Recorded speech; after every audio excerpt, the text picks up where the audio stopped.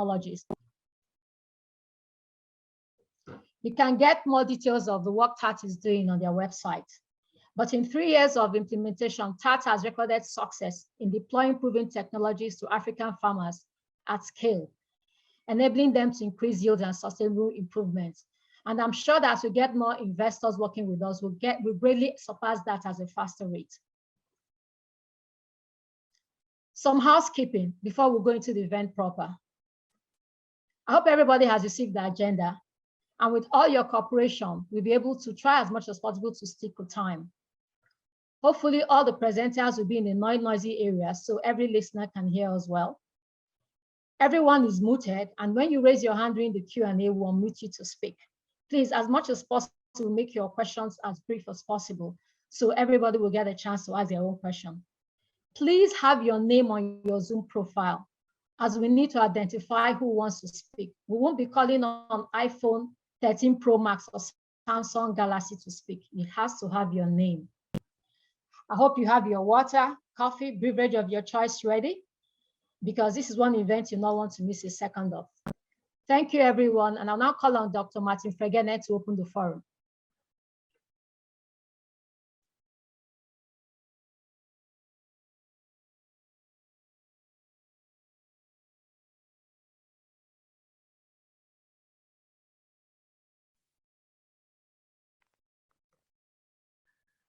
Good morning, Kiro. I hope you can hear me. Loud and clear, and I hope every other person can. Yes. Okay, thank you. I thank you very much. And I'm really happy to be with you all this morning at this very important forum on private sector investors in TAAT, particularly private sector seed companies. I bring you greetings from the African Development Bank, and I also bring you greetings from the TAAT team at the bank. I will talk briefly on 3 things in the next 10 minutes or so. I will talk very, very briefly about TAAT. Nkiru has done a very good job about what TAAT is and its achievement. Then I will talk about why the private sector is important for the success of TAAT. Then I will also talk about what can we do that's to even create more incentives for more private sector players to get involved in TAAT. Yeah. So first of all, TAAT, as you know, is the flagship of the bank's #2 priority, which is Feed Africa. TAAT is a bold and ambitious effort to raise food production on the continent by 100 million tons of food every year, through reaching 40 million farmers with the best available production technologies to double their yields. We estimate that 100 million additional food produced every year will reduce hunger by 80%. Today, Africa has about 280 million people.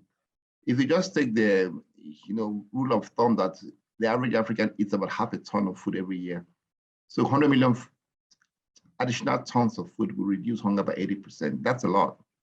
It will also cut food imports by half. Africa today imports about $47 billion worth of food. So another $100 million tons of food will cut food imports by half.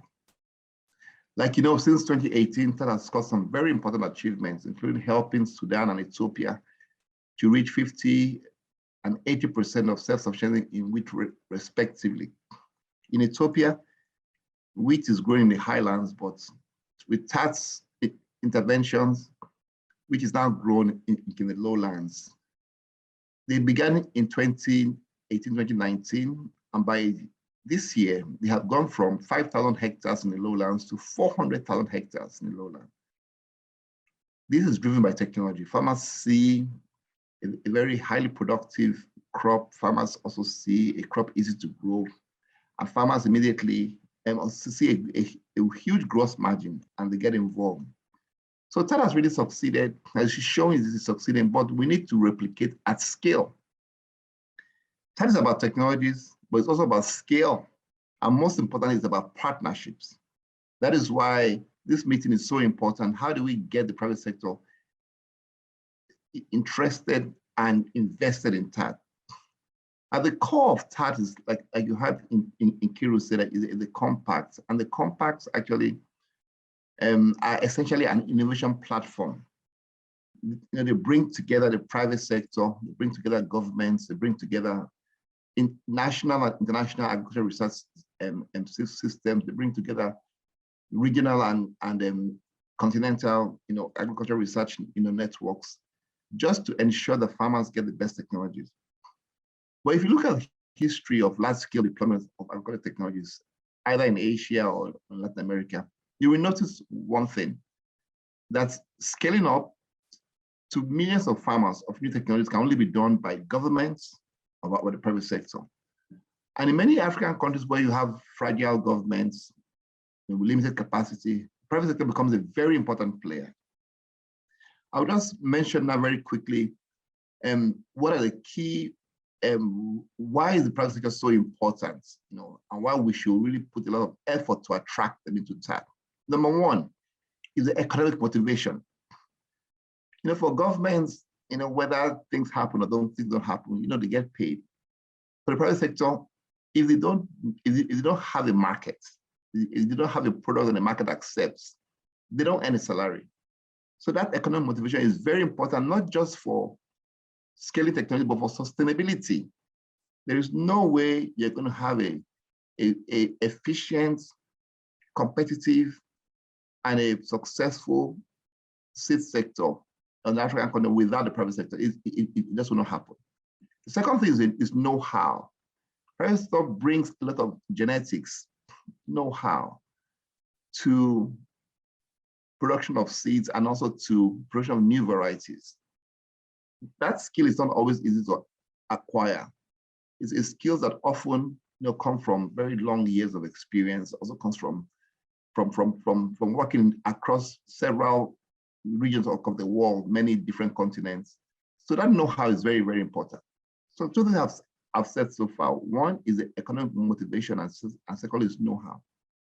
But also the private sector brings a very important thing of setting up very strong value chains for input systems, and also being able to stock seeds and then distribute them at accessible costs. But the private sector, like we all know, has very powerful distribution channels. Look at Coca-Cola. There's no village you go to in Africa, you always find Coca-Cola, because Coca-Cola is not just a soft drink company, it's actually a logistics company. They are able to reach everywhere, and they're able to stock this product that at any time you wake up, you can buy Coke in any little village. This is a very important role of the private sector, being able to set up very efficient distribution channels. Fourth, the private sector has vast experience in creating alliances. Seeds, it's a production of improved varieties and seeds. It's a science. You have to be able to link public sector research with private sector research. You have to be able to link, investments, not in seed treatments, technology that can help you protect the seeds, when it's planted. There are so many things involved. And the private sector is able to create those alliances. And then lastly is finance. The private sector, we all know, helps to create a profitable environment that improves access to finance. Why do banks don't want to lend to agriculture? Because they feel like it's not profitable. But if you have improved varieties, like I told you about in Ethiopia, and the farmer is making $3,000 per hectare gross, the banks will, will come in. So you really need the private sector to create an efficient, profitable environment so that we can attract, more finances. And the private sector, like you all know, helps to develop, value chains. You have Babangona, the farming company up in Kaduna with almost 200,000 farmers, and they provide seeds, they provide mechanization, and they have access to markets. The private sector really helps to provide, and they do all that by accessing finance both within and outside the country. So lastly, just to round up, so what must we do now to create incentives for the private sector to get involved. I just have going to list 4 things. The first thing is we need to protect intellectual property. We also need to have licensing agreements on plant varieties that, that are respected. What do I mean by IP? When you develop a variety, it's proprietary technology. It has been developed by you, spent some time and investment. So you must be able to get back at least a return on that investment. And to do that, there has to be regulation, rules, laws that actually protects whatever a private sector company actually is putting out there in the market. Nobody can use it without signing a license agreement. One of the reasons why you don't have a lot of genetics coming into Africa is because many of these big companies don't feel as if farmers or other users will pay for the IP on those varieties. For example, soybean, there are varieties that can give you 4 tons, but many of those, like Don Mario is an Argentine company. They won't come into Nigeria, even though they're in Brazil, they're in the US, they're everywhere, but they don't come to Nigeria or into Africa because they feel that soybeans is a self-pollinated crop. They feel that farmers will just grow it directly and will not buy, and they cannot protect their IPs. Also, licensing agreements.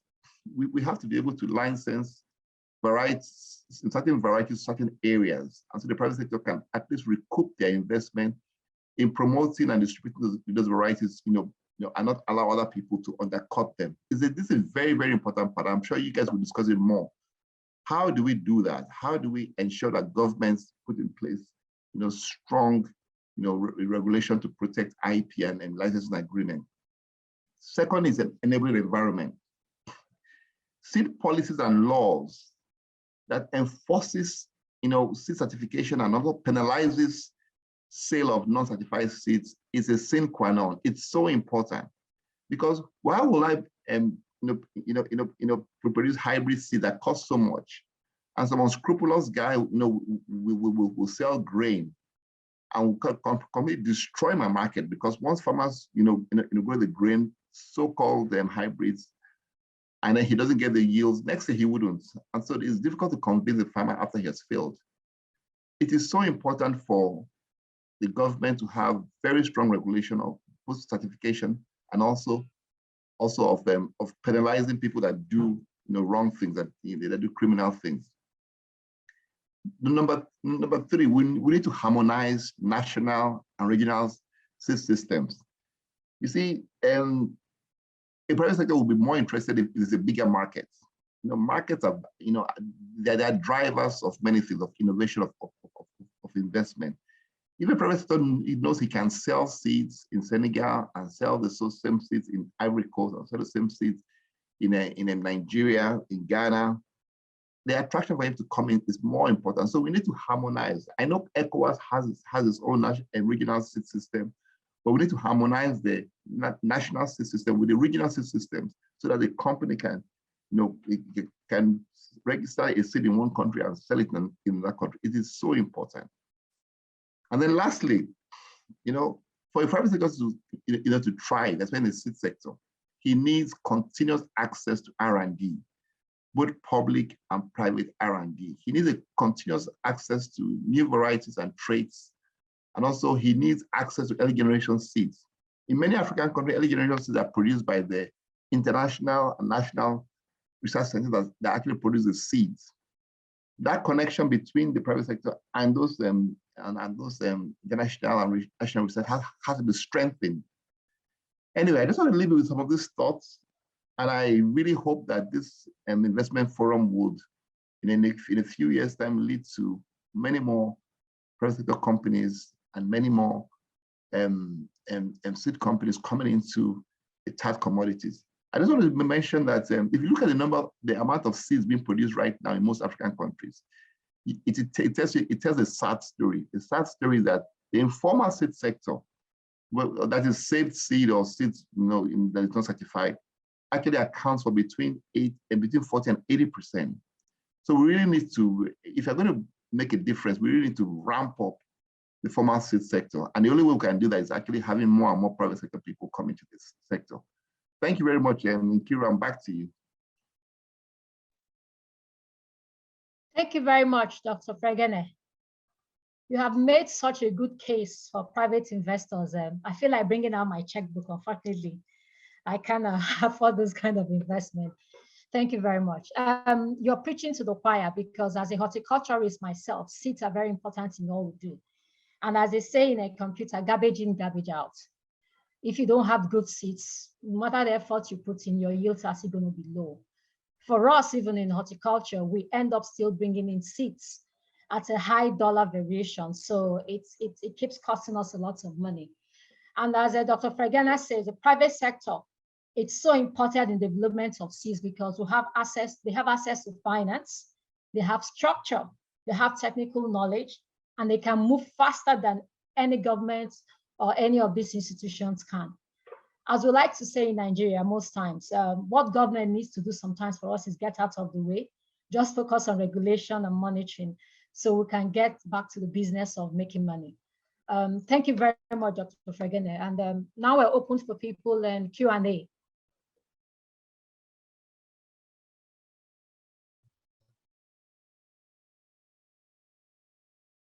I can see a hand raised, one Olubumi Martins. Yeah. Yes, I'm going to unmute you, Mr. Olubumi Martins.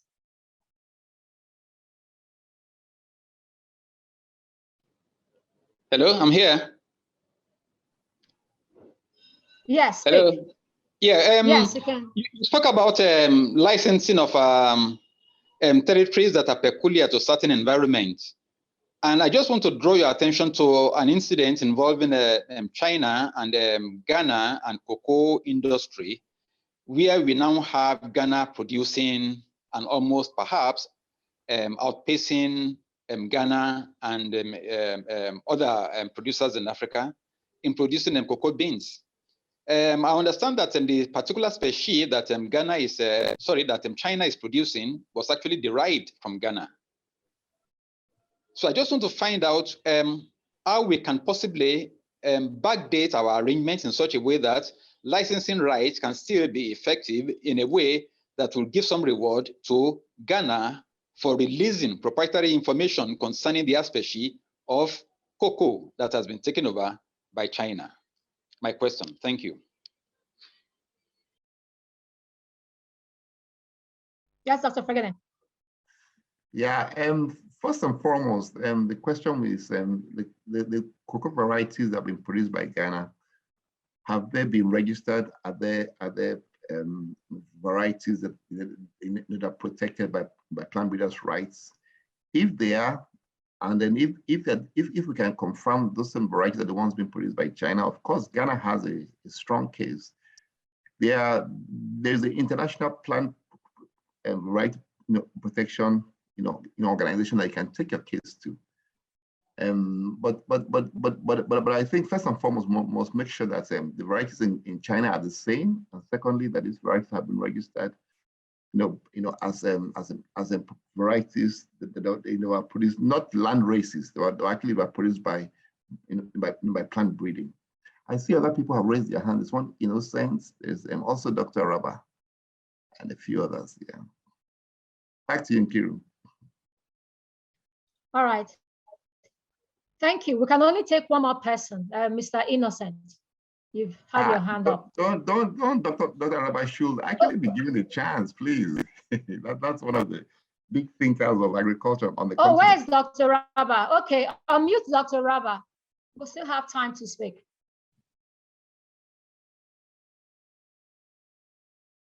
Innocent and Dr. Raba should be allowed to ask their questions.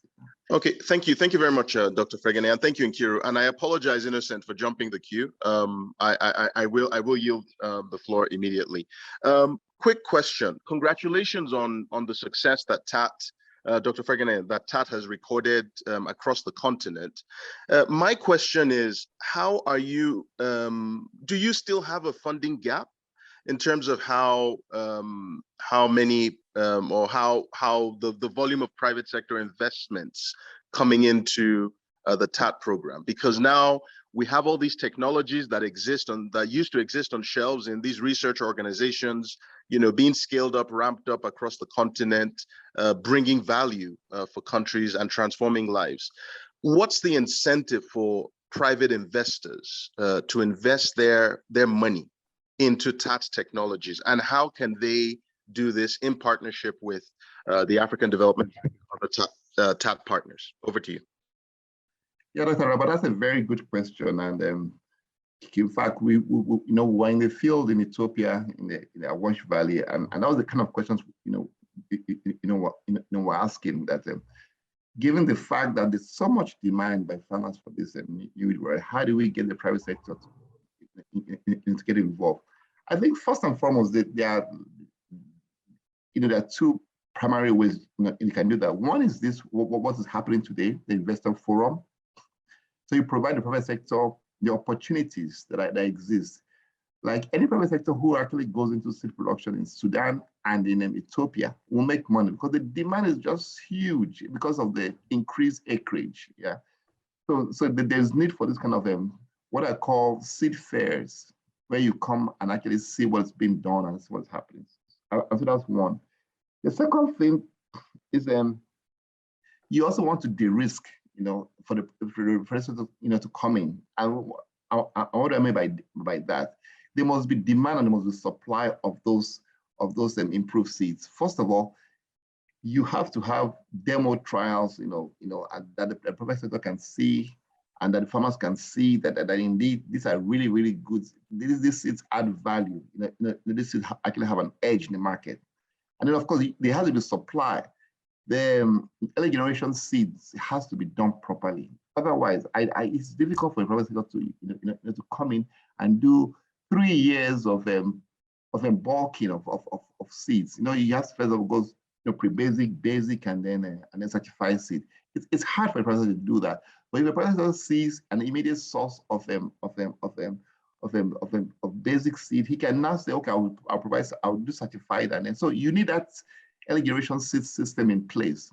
So if you have those two things, awareness and a system that works, I think most private sector will definitely take it up. But lastly, you mentioned about investment. Investment from the private sector is key. Whatever the public sector brings is a fraction, it's a drop in the bucket compared to what the private sector can bring. The private sector is by far, in any country, the provider of risk capital. Thank you. Yeah. Back to you, Nkiru. All right, thank you very much. Sorry, we're running behind schedule, so we can't take any more questions for now. We'll have time maybe later. And at least you can also get to Dr. Fregene. We'll have his email address. You can put it in the chat box and we'll make sure it gets to him. We'll have the other person ready to take over. I'm sorry. So we're trying to make sure that, because you know how investors, I know all your money is important. Time is money for you. So we're trying to make sure as possible that we stick to the agenda which we published. Now we are going to have Mr. Sarah, the lawyer, to speak. Hi, everybody. Just checking firstly that you can hear me okay? Yes, I can hear you, and I guess everybody else can. Excellent. And I think the presentation I have will be shared centrally, so just waiting for that to be posted. And if we could have that in presentation, but thank you very much. So hello, everybody. My name is Rodrigo Sara. I'm an IP lawyer and technology transfer specialist. Thank you to Dr. Martin for introducing, I guess, a segue to today's topic. You mentioned how important IP was. And today I'll be focusing on IP licensing approaches for plant varieties developed through public funding. And also there we can lump in public funding together with philanthropic funding. So traditionally, we've had quite separate ecosystems between the public and private sector with very different priorities and objectives. So whereas the public sector has been focused on upstream research and dissemination, which is decoupled from commercialization, often through mechanisms that focus on international public goods, which are characterized by non-excludability, non-rivalry, and a real focus on reaching small-scale farmers, consumers with limited purchasing power or market access. And that's quite different to how the private sector operate, where they have research very much linked to commercialization in a product life cycle, where their focus is on paying customers and their priority is to maximize returns. Next slide, please. So that's the historical perspective, but we've seen a real shift in the last 20, 30 years. We've seen these two separate parts of the ecosystem starting to come together and really identifying how to better serve emerging market needs and to address global challenges. Next slide, please. And we see this through a number of initiatives. Most recently and relevantly are the Sustainable Development Goals. So you'll know these were adopted in 2015 by the UN as a universal call to the to end poverty, to end hunger, to protect the planet, all within an implementation roadmap until 2030, so less than a decade away. And we're also seeing, next slide as well, please. We're also seeing this manifest, so that the Sustainable Development Goals call for increased partnerships, so try to facilitate public-private partnerships. And we're seeing the relevance of the private sector and the need to work more closely with the private sector coming across strongly in international forums. So in the climate change conference of last year, COP26, in the UN Food System Summit of last year, and in this year's biodiversity conference in Kunming, where the next 10-year global biodiversity strategy will be adopted, we're seeing increased focus on how can the private sector get more closely involved, and how can we better connect these two different parts of the ecosystem. Next slide, please. And the private sector, in this, we're seeing really a convergence of challenges. We're seeing at the intersection of agriculture and climate change, much more of a focus on biodiversity loss and food insecurity. Next slide, please.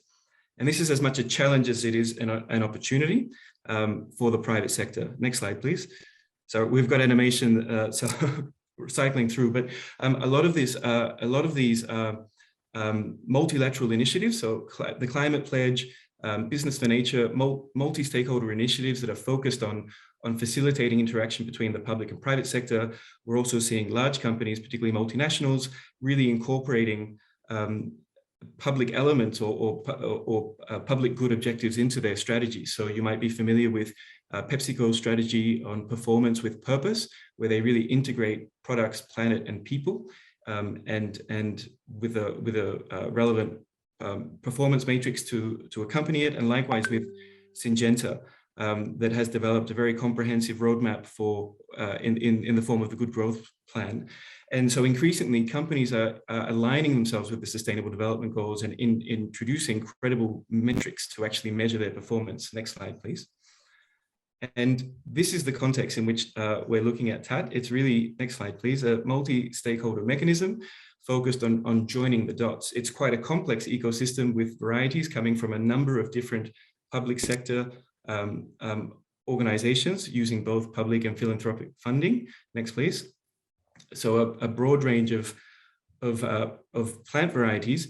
And today we're focusing on the CGIR. As you know, it has 15, it's a partnership of 15 agricultural research centers, each one an independent legal entity, although they're they're currently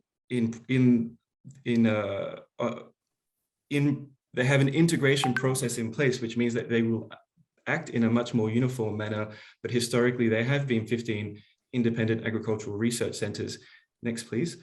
And what creates uniformity in their approach is 10 years ago, they approved a set of principles to guide the management of their intellectual assets. And this is relevant because it shows us this shift in how public research is the approach it now takes to intellectual property, and intellectual property right licensing, and this shift away from traditional international public goods. And so this particular policy acknowledges the importance of international public goods, but it also acknowledges the importance of partnerships, including with the private sector, in order to make real impact.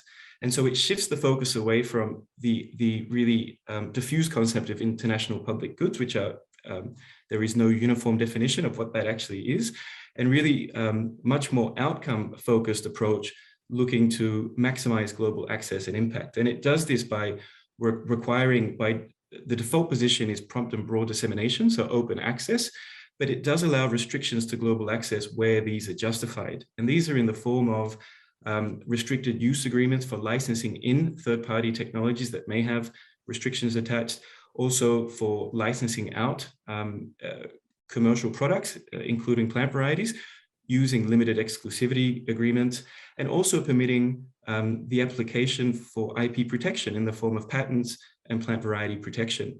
And the counterbalance to these tools, to these permissive approaches to intellectual property management, is greater transparency and accountability through reporting of justifications through an internal oversight mechanism, and also public communication, and really communicating with the public to explain why and how it's entering into these particular arrangements. Next slide, please. So this slide is fine. So as I mentioned, those principles are approaching 10 years old. So there's a lot we've learned in their implementation. And just to zoom in on these limited exclusivity agreements, these are the tool most relevant to licensing plant varieties to the private sector, but of course PVP may also play a role depending on the organization involved. These agreements, or this framework policy, allows for exclusive commercial arrangements where they're limited in duration, territory, and field of use, where the use of those plant varieties, say, by public research organizations is safeguarded for non-commercial use at a minimum, where those plant varieties remain available for use in food security emergencies, and where those arrangements can be justified and communicated as being necessary, either for the further development of those varieties or for enhancing the scale and scope of impact. And those are the basic requirements for any limited exclusivity agreement entered into by a CGIAR research center. And on top of that, there are requirements around compliance with national laws and treaties, in particular, the national implementation of the International Treaty on Plant Genetic Resources for Food and Agriculture, and also other international treaties focused on access and benefit sharing, such as the Convention on Biological Diversity. And here just pointing out that those are the minimum requirements, and of course how centers implement those requirements may vary, but there is certainly a uniform approach. But at least from an ABS perspective, there are certain organizations that also seek to safeguard farmers' rights, and so possibly introduce provisions safeguarding the right of smallholder farmers to conserve and use commercial seed for a restricted range of purposes that don't involve commercial use, and likewise ensuring that benefit sharing obligations are flowed down so that any private sector company that commercializes a plant variety that originates from the multilateral system is structured in such a way as to ensure that benefit sharing, where it's triggered, results in payments being made to the International Benefit Sharing Fund. And here it's where materials are commercialized on the open market and then not available for research, breeding, and training is when those benefit sharing requirements will be triggered. In most instances, that's not the case, but it's important to note that these are the frameworks that we're operating under. Next slide, please. And the next slide. And the next slide. I think you've got the picture in terms of the ABS framework that CGIAR centers and other public research organizations operate under. And so we can see that in the last 10 years, there's been the experience of implementing the principles in the last 10 years has been varied, starting with a very small number of limited exclusivity agreements, and then peaking, really gathering pace, peaking in 2018-19. In 2020, we saw a small decrease, and it'd be interesting to see what this year brings. But what's clear is that it's now starting to become business as usual. So certainly, several CGIAR centers are every year reporting that they enter into exclusivity arrangements, particularly for plant varieties, and not just exclusivity arrangements, but also some of the other tools that I mentioned. So in 2020, there were 4 provisional patent applications. There was 1 application for plant variety protection, in addition to the 35 limited exclusivity agreements that were entered into in that year. Next slide, please. And on that dimension of accountability and transparency that I mentioned, I just want to give you an example. CIMMYT has a very clear, very concise explanation on its website about how it enters into allocating plant varieties, why it partners with the private sector to take particularly hybrid varieties to market, and the benefits that the private sector bring to those collaborations that that CIMMYT alone as an international public research organization lacks in terms of certain capacities and resources. So we're not talking about confidential information in the public domain. It's simply high-level communication explaining the rationale for these agreements with the private sector. So hopefully that gives you a good sense of the transparency and accountability dimension as an offset to the restricted access arrangements. Next slide, please. And so what we see is that increasingly, you know, this sphere of collaboration and the opportunities for the public and private sector to work together continue to converge. There's ever greater opportunity to collaborate to address global challenges. This is really where mechanisms like the TAAT clearinghouse come into play to really connect the dots, reduce the transaction cost for getting materials from public sector research organizations, and then using the capacity of the private sector to scale to really reach smallholder farmers and create impact.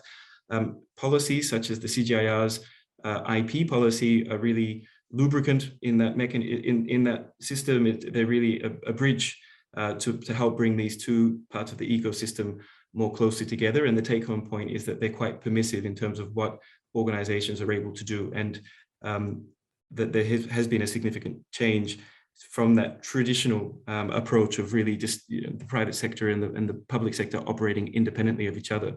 And that's it for the presentation. And happy to move on to questions if there are any, and if I'm and I'll answer them to the extent I can, if they're not too granular, depending on a particular variety or a particular center, which I may not be in a position to address. Thank you very much, Mr. Sarah. Please, just some housekeeping. Francophone participants, click on your interpretation button and select the language of your choice. If you look beyond beneath those videos, you see a round ball that says interpretation. So please click that and take interpretation of your choice. Then please, all the questions should go to the chat box. Communications field will manage it better from there. So please, all questions should go to the chat box. We can only take one question because we're really running behind schedule.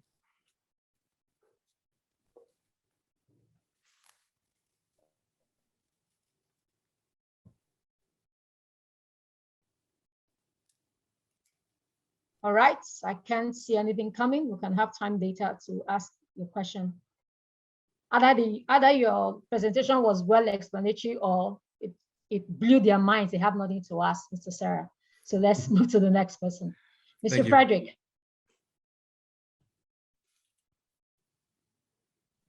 Good morning. This is Frederick Schreurs. This is a sound test. Do you hear me loud and clear?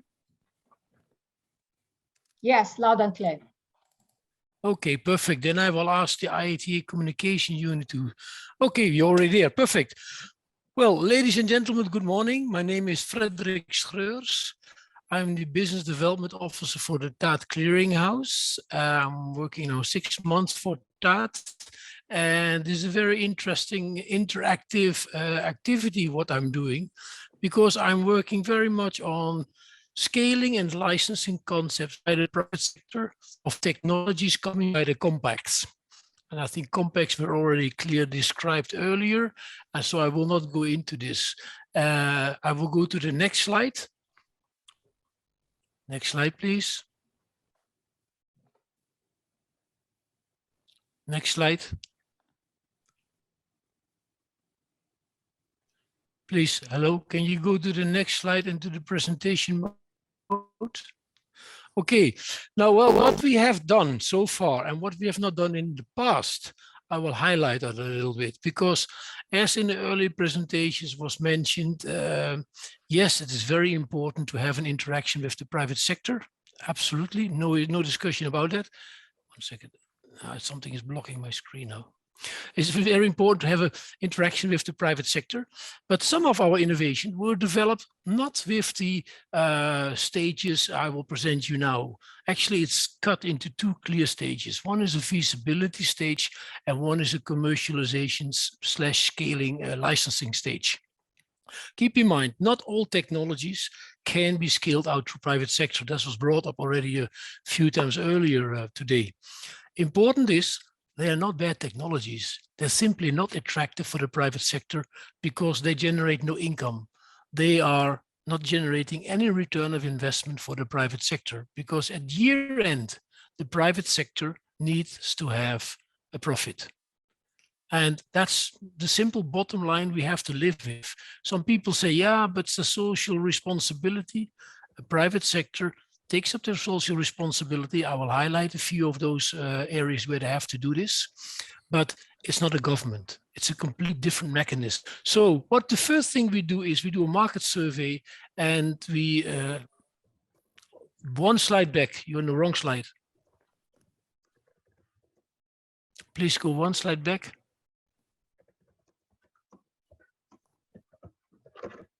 One slide back. This stage is the slide back. I've gone one slide back. No, there's a one with the feasibility. This is the commercial part. Exactly. The very first thing we need to do is scaling readiness, because you can have certain technologies which are wonderful, but what's the essence of having an extremely high productive cassava variety when there's no processing facility? So we really need to make sure what's the scaling readiness. I'm not going into details. We have specialists in this, and we will apply to each new technology. What's the scaling readiness? The next step is the product specification. The scientist needs to do this. I will not mention each time what's the scientist, what's the responsibility for the business specialist or the value chain specialist. That you can read yourself later when we forward the presentation. I saw various people asking for presentations, so we will make sure this will be sent to you. Then the product specifications is simply size, specific weight, color, amount of contaminants, shelf life. And that brings us immediately to the next stage, technical limitation. Shelf life could be a limitation, or storage in cool facility. That's a limitation. So per technology, you might have limitations. We need to identify them. And sometimes scientists are too blind because they're so proud on their innovation that they don't see the limitation of bringing it to the market. Legal limitations. And there I link it to a question which were brought up earlier in relation with the cocoa taken from Ghana into China. You really need to make sure you respect two very clear, important rules international. One is the UPOF, and the other one is the Nagoya Protocol. That means you need to recognize legally, but also in certain cases financially, the source of the genetics. This is very important for large-scale international companies, but also small for medium, small-scale companies, because laws are applicable to all sides of companies. Competitive products, very important. If you have a product and you work against a certain pathogen, and the other side, another unit is working with breeding to make sure that you create resistance, those products are competitive because they both work against the specific pathogen. Although maybe they can work complementary, but you need to bring them in the market. You list them. The financial impact for the farmer. Any product should have a return of investment and increasing the livelihood for the farmer. If not, it makes no sense. And the second one I brought up a few times already early in relation with financials is the impact for the private sector. The private sector needs to be capable to put the leverage on it. They needs to be capable to create a return of investment. If not, a good technology with a return of investment for the farmer might not be interesting for the private sector. So we screen them to avoid wrong discussion or wrong expectations down the line. We have not done that up to the detail. We're going to do this in the future, but we're going to do this more and more. It's one of my roles in cooperation with the compact leaders. Market segmentation. Do you want to bring the product you have developed or the technology you've developed finally via an, how you call it, a crop into the human food consumption or the animal feed sector? That makes a big difference. You need to define this. They have a proper cost price analysis. What's the price to produce the product? And then cannot have the price of a high qualified scientist being the production manager. We need to have the price of money with a production manager and lower graded staff who do a manual or repetitive job and they produce the product. So we need to check what are the real costs. And then you go back to the point of setting up a cost incubation unit. That could be like IATA is on setting up a business incubation platform. And they have brought up products like AflaSafe and Nodimax. AflaSafe is now in its own feed. It has now its own unit and it doesn't work through the business incubation platform anymore. It's an AflaSafe unit. They manage it themselves. Nodimax will go the same way. But you can turn it the other way around too. You can also set up an incubation unit for a specific product with a private sector. Check it. Where are the cost price assumptions? How do they fit into the reality? So they do a first stage before they go into commercialization, before they go into large scaling. That's all kind of interactions we can do. Awareness. There needs to be an awareness training. You need to make sure that there are new technologies available because farmers per tradition are worldwide very, very traditional. They are not easy to change. They need to see it. They need to be convinced this is giving them a benefit. They avoid risks per definition. In Africa, in Asia, South America, Europe, it doesn't matter. Everywhere the same. Farmers are very conservative. And we need to make sure we have some technical support in there.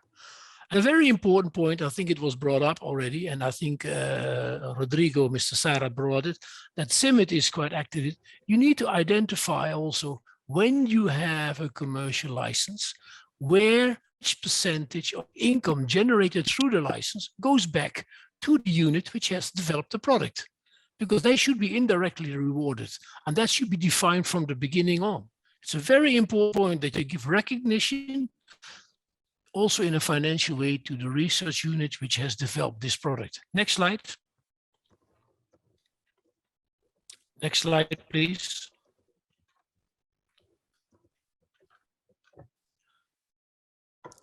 Next slide, please. Is on the next slide. This next slide is scaling or commercial, or should I go next? Yeah, but no, the commercialization. I didn't see it. Maybe it didn't come up. So now we have done all the feasibility start. We come up with a market survey to define the markets for a specific product more in detail. We did that before in the feasibility. We set up clear monitoring and evaluation parameters and financial cost performance indicators. Keep in mind, cost performance indicators financially are very important for the private sector. I'm not going into detail, but one is, for example, what's our cost price? Are we still in cost price? What's our profit margin? Yeah, and that's in something they will keep that in consideration always. If not, their return of investment starts to become in danger. And if they don't get a return of investment, I keep repeating myself, that technology is not interesting for them. Then we set up an investors forum for a particular technology or innovation. Not like we do this investors forum, but much more technology A. We will screen the market. We make a sort of public tender. We invite this. We send this around to companies we think who could be interested for a certain area into this product. And then we give a presentation in which we present lots of the information we have done in the feasibility study. So everything is very open and transparent. Then those companies should present their interest. And then they also should present an idea how they want to and how they think they want to scale out this technology. A very simple, blunt remark, sending an email and says, I'm the nephew of the president and I wait for a government tender and then I will sell the product. We don't classify as sustainable business development.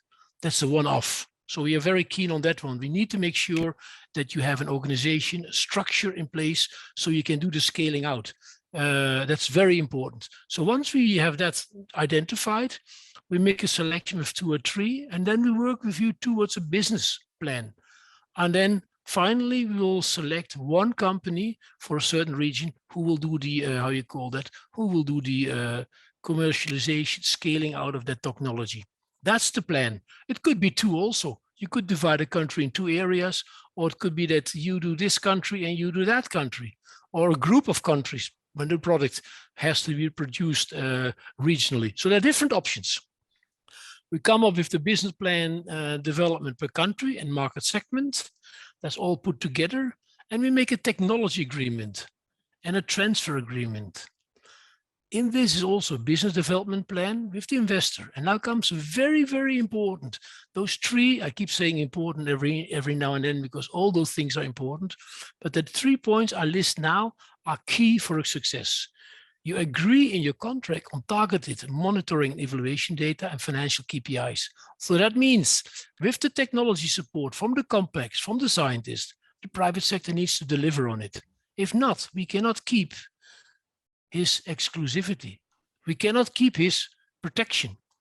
He needs to deliver because the role of TAAT is in the TAAT clearinghouse is to scale out. It's not making a multi-million-dollar profitable business. It's important to scale out as much as possible the technologies so that farmers can increase their livelihoods.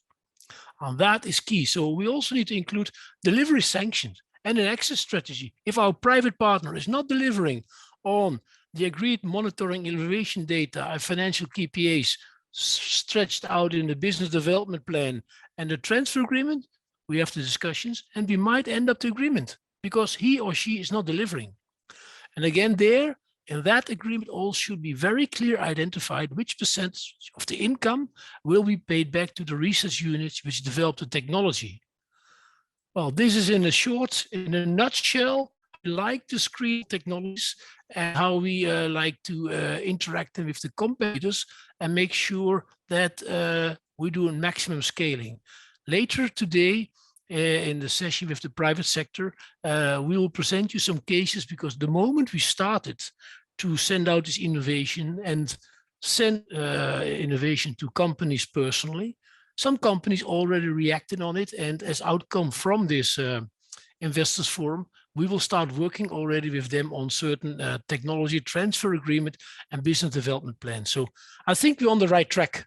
So this was my presentation. Thank you. Thank you very much, Frederick. We can only take one question, but it should be in the chat box. But I can't seem to see anything in the chat box, so.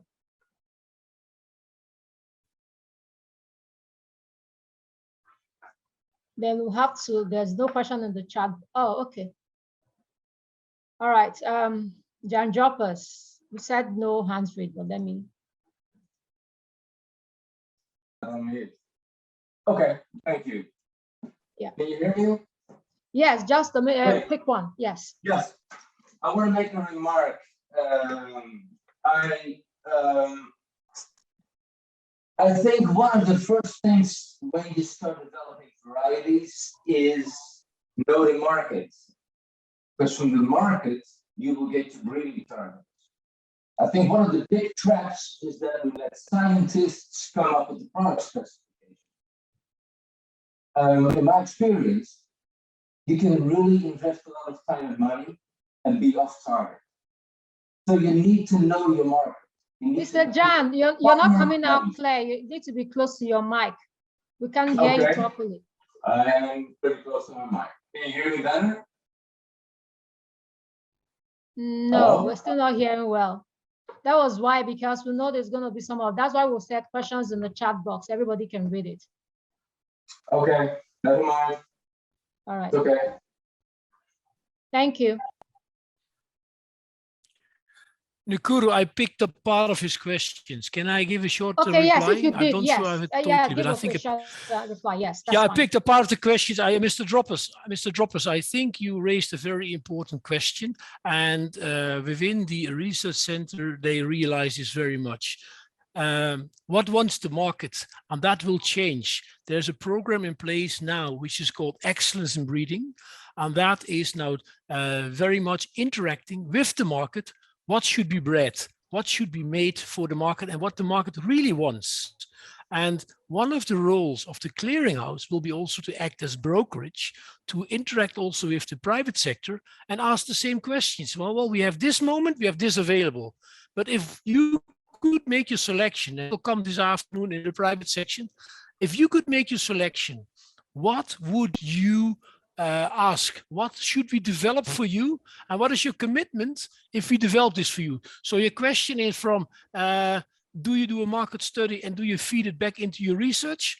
That is changing now very fast. First, through the excellence in breeding, and second, also through our clearinghouse brokerage interaction in connection with the private sector, asking them, what do you want? What do you need? Well, they might ask impossible things, but if it's feasible, and maybe if they're willing to give financial contribution, have scientists, I think we develop a lot of things. So it's synchronizing, streamlining what the market wants and see what we can develop within a limited time frame. I hope I've answered your question. If not, then phrase it once again more in detail in the chat box. Thank you. Yes, thank you very much. That's what I was about to say. Thank you very much, Mr. Frederick. Now we're going to have Dr. Jonga come in to talk about maize technologies. Dr. Jonga.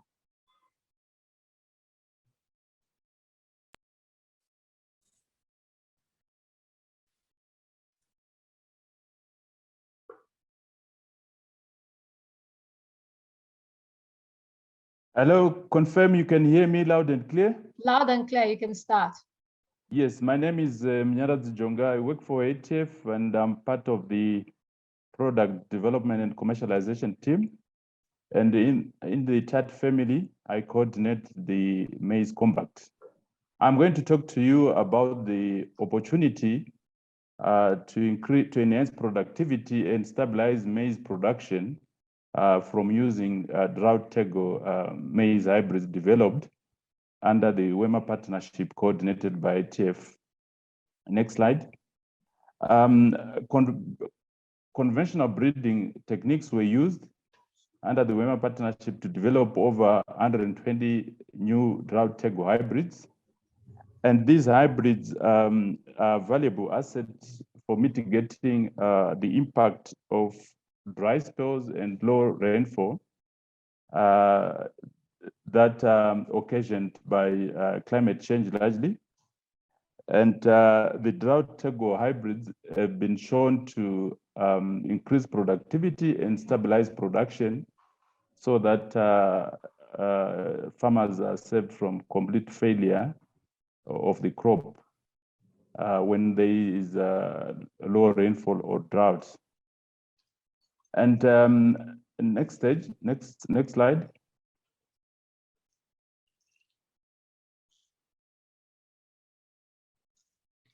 The tego hybrids are quite elite, and besides drought tolerant, they are also high yielding. And the yields of about 3 to 5 tons are possible under moderate drought, as well as well above 7 tons, maybe to 12 tons under optimal conditions. So these hybrids offer good opportunity of productivity even under optimal conditions. So they are not only good under moderate drought, but they do exceptionally well under optimal conditions as well. And together with this germplasm of drought tolerance, there's also the WEMA partnership also developed some hybrids that are tolerant to maize litter necrosis disease that has been put in the germplasm that is drought tolerant, which is an added advantage. And there I'm showing some pictures of the maize drought tego, some of the hybrids in Uganda, the performance in the field as they are commercialized by various private seed companies in the countries. And they are mainly suitable, these are hybrids for the mid-altitude conditions. Next stage, next slide.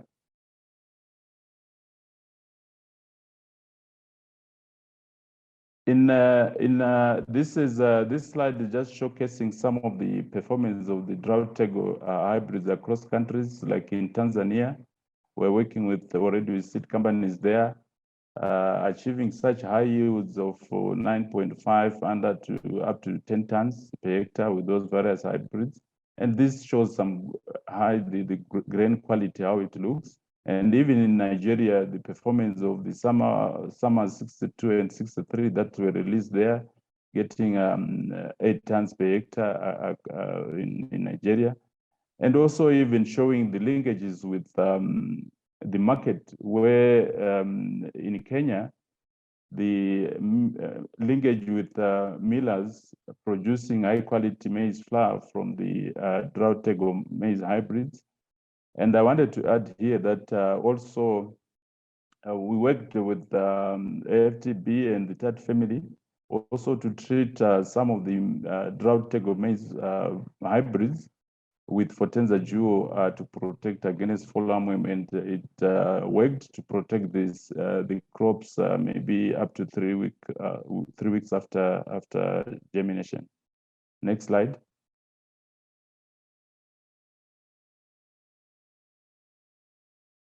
Drought tego maize seed systems. This is just to also emphasize on what previous speakers talked about the partnership with private sector.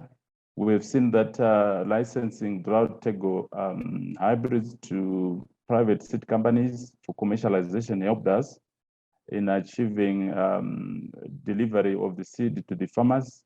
And this is shows some of the pictures with some seed companies that we worked with, and also seed fields.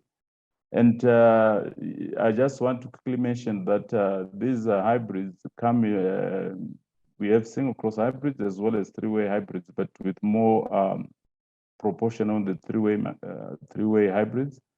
And they have very high productive female parents that will also enhance seed production from the seed production point of view. And some bit of statistics there, almost 8,000 tons of seed have been produced for the drought tego hybrids, working with various seed companies licensed. And I would want to also to quickly mention that under the TAAT maize program, where we deployed almost about 25,000 tons of maize seed in various countries, drought tego hybrids formed a greater proportion of that seed that we deployed under TAAT maize. Next slide.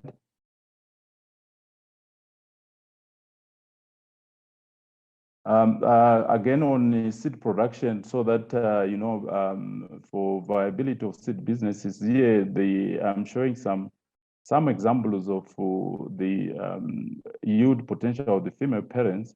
When you're producing seed, we can see that most of those female parents have got a potential to produce above 4.5 tons per hectare, which is quite good for seed production. The seed yields of 6 tons and so on are quite good. So in terms of seed production, these hybrids are also good and would enhance profitability of the business. And I would want to quickly mention that for foundation seed supply, we work with Quali Basic and Eco Basic. Quali Basic would supply foundation seed for companies interested with foundation seed in East and Southern Africa. And Eco Basic is also a new foundation seed entity which can supply foundation seed in Nigeria and West and East Africa. Next slide. And coming to the licensing of tego hybrids, earlier presenters talked about licensing as well, but from our perspective of drought tego hybrids, these seed companies apply for a license agreement from ATF to do two things. We have what we call testing license, where you apply to test the hybrids in your location or country.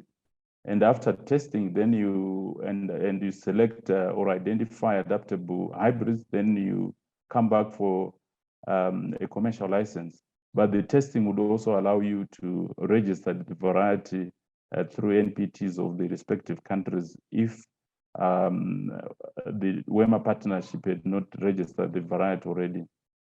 But the other license that we do is the commercial license, where, for example, we're in countries where the WEMA partnership already have registered the varieties already. You then just come and take a commercial license so that you start seed production and marketing the hybrids that are already registered. And for at this stage, drought tego hybrids are licensed royalty free to bona fide seed companies. Both non-exclusive and exclusive licenses are available. And ideally, we prefer non-exclusivity so that we give more opportunities for more varieties and even wider geography or coverage. But you find maybe there's also a request for exclusivity from companies. And if you the company also gets the testing license and register the hybrid in their country, they will get exclusivity by kind of default, as it were. But largely, those are both licenses available, but we prefer non-exclusivity, and it also offers opportunities for foundation seed bulking where there is economies of scale and consolidating the requirements if you do non-exclusivity. And all the applications for licensing are done, they come to ATF, and there's a WEMA application review committee that also look at these applications and review them before a license is drafted. These are the countries where drought tego hybrids are licensed to seed companies: Kenya, Tanzania, Uganda, Mozambique, Zambia, South Africa, Nigeria, and Burkina Faso so far. But they are free to be taken to other countries through the testing licenses, so that's possible. And more hybrids are available. As I said, over 120 are available to be licensed to seed companies. Next slide.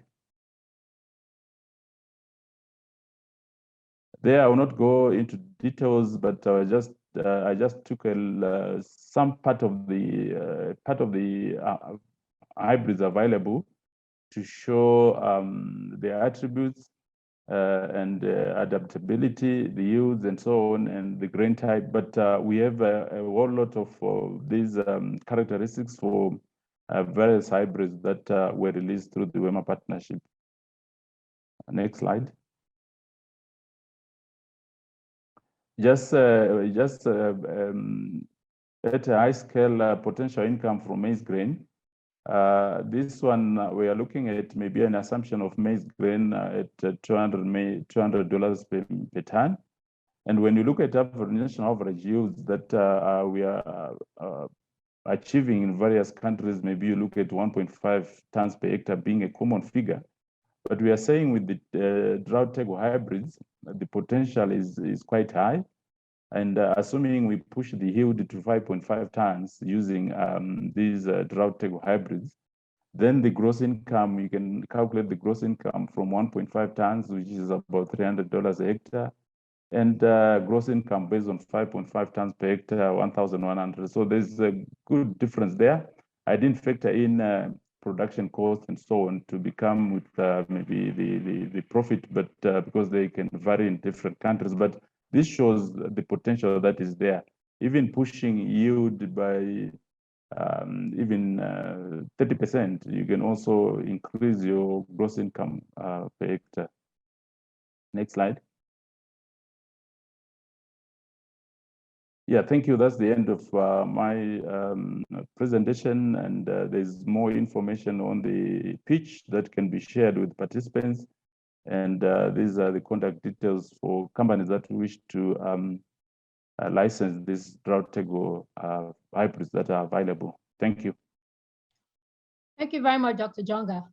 Based on one question somebody asked, I will say when sending out your slide, also you've put in countries where these seeds are available, but it will help farmers to know exact companies that already have the licenses. So they go directly to the companies to get the commercial seeds and don't have to come back to you. So not just only the countries where they're available, the names of the companies you've already licensed, so the farmers can talk directly to them. Then another question, but this one we just have a minute for you to answer this. Have these maize hybrids been analyzed for nutritional content? Because it's not just about their yield, but are they nutritious for the populace? These are white maize varieties that are like any normal maize. So the nutritional content is the same as all other white maize varieties. I know maybe the question is also maybe directed to the like orange maize hybrids that are available, which have got pro-vitamin A, but which is maybe between 7 parts per million to 15 parts per million is in pro-vitamin A. But these ones are just normal white conventional maize. So the nutritional content is the same as the other maize that we know. Thank you.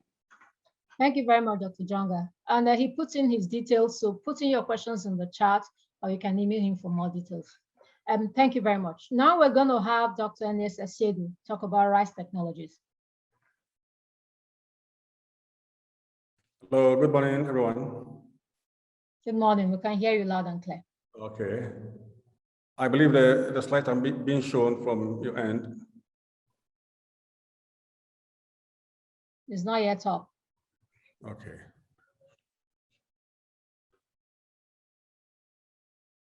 Yes, you can go. All right. Good morning once again. I'm presenting the improved and climate smart market preferred rice varieties and hybrids. And I'm going to focus mainly on the Orioles because it's carrying out very strongly that is what consumers are looking for at a very high rate. Next, please. Next, please. Next slide. Next slide, please. Right. Okay. In rice is quite sensitive to markets. People look for low grain, perfume. They look for various rice that fit certain ecologies, certain cultures, etc., etc. And the market quality is extremely sensitive and very important in pulling the value chain. If the market quality is not right, rice will not move, and it will not become very profitable. So the consumer preference is extremely important. The quality standards and packaging are also very, very important. And gradually we are turning, we are working with larger companies, I mean the mills, and also with smaller companies. But the smaller enterprises like women groups are now becoming even bigger enterprises, as you can see from the images. The images on the left is the relax field. Those on the right are women. We have women rice processed by women groups that we have really built their capacity to do very good packaging and meeting quality standards and packaging very well. Then there is a platform in Nigeria, Nasarawa State, which we've also transformed into an enterprise. And now they are selling very good quality rice to the public. So the rice market dictates the pace, and rice is very sensitive to the market. I mean, the women know it better. All right, so let's move to the next slide.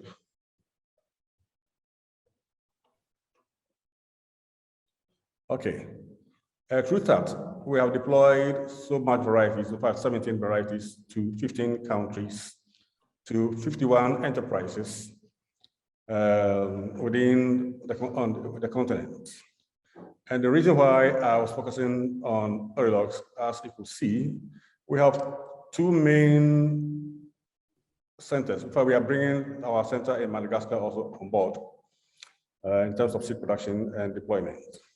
But our two main centers, one in Cote d'Ivoire, that serves the humid and savanna regions, that is the Guinea savanna and the Sudan savanna, and then the humid zones. As you could see, Orioles is really moving. That's what a lot of consumers are looking for now. So that is what is driving the market strongly, and looking for investment. I mean, this graph gives you where to invest even more. And then the Nerica L19, now the sub one, we could see that the sub one, the demand for the sub one is also growing very high. In Nigeria, it's grown a lot. I mean, speaking of in Nigeria, alongside the other varieties that Africa Rice has really developed and released through the national system. And then you can see that the Nerica other things following. But this gives you where the demand is coming from. Then if you move to the Sahel region, with our center in Senegal, where I am based now at the present, I was speaking for Saint Louis at the moment.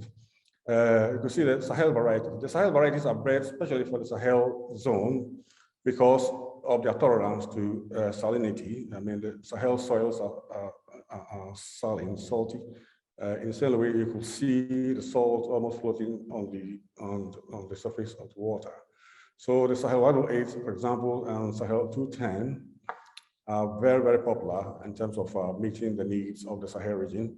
And so when we're going into, now we are discussing about the initiative for the Sahel region, and this is what come to mind, that there are specific, I mean, the Sahel region in Saint Louis is there specifically to breed and develop technologies for the Sahel, for the Sahel region. I mean, a special focus on the Sahel region where there's a lot of stress and the climate change issues are harsher.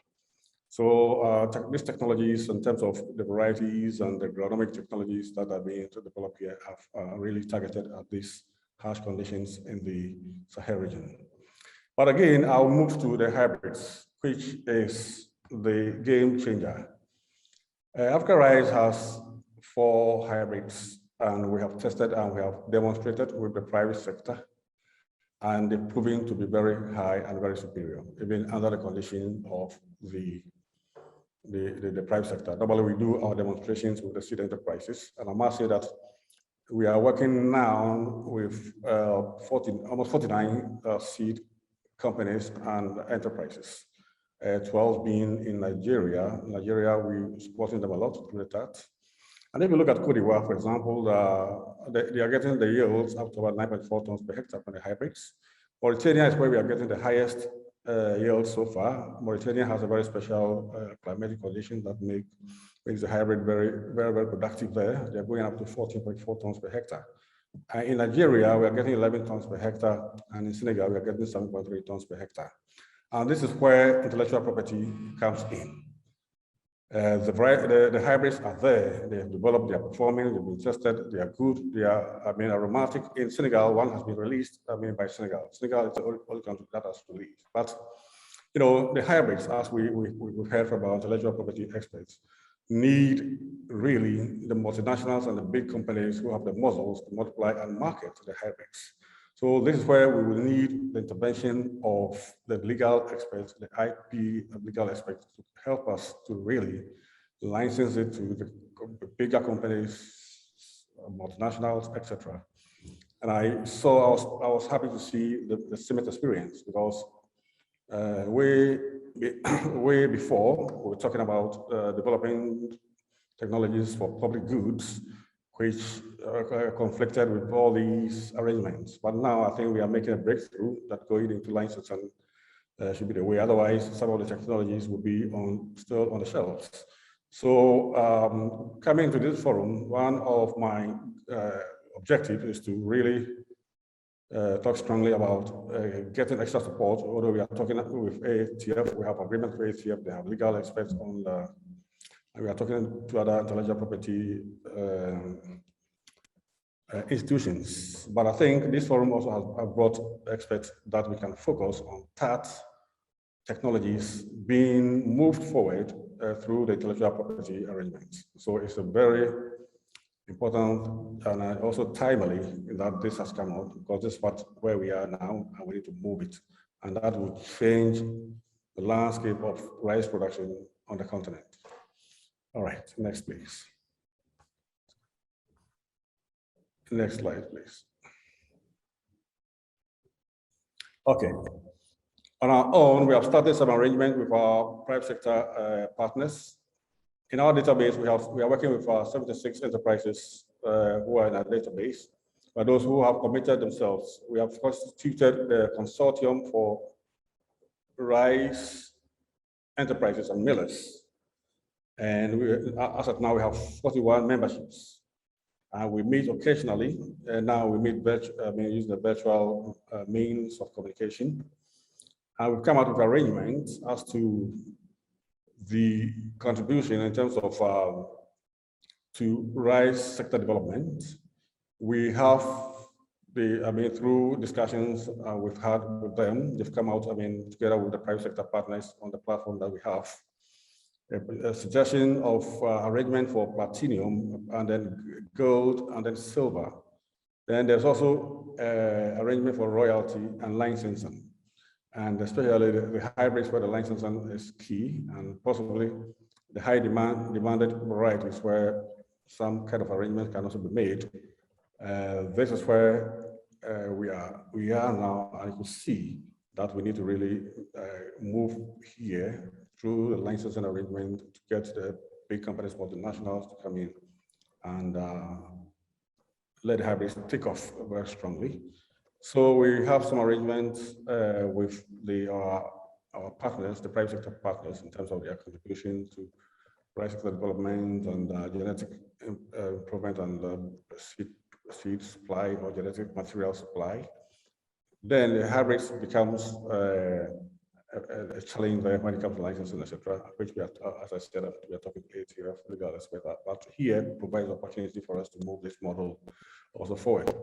And we will need the support of the experts that are on this platform really strongly in going forward. Okay, we can go next, please. All right. In fact, our economists did some analysis on the cost benefits in terms of using the varieties that we have now, not the hybrids. We are working on the hybrids to come up with cost benefits. And he compared investing in foundation seed and investing in certified seed. They are all profitable, but foundation seed is quite profitable, which also gives an opportunity for investors to come, because like Martin said, the early generation seeds are a bottleneck, the breeder and the foundation seed.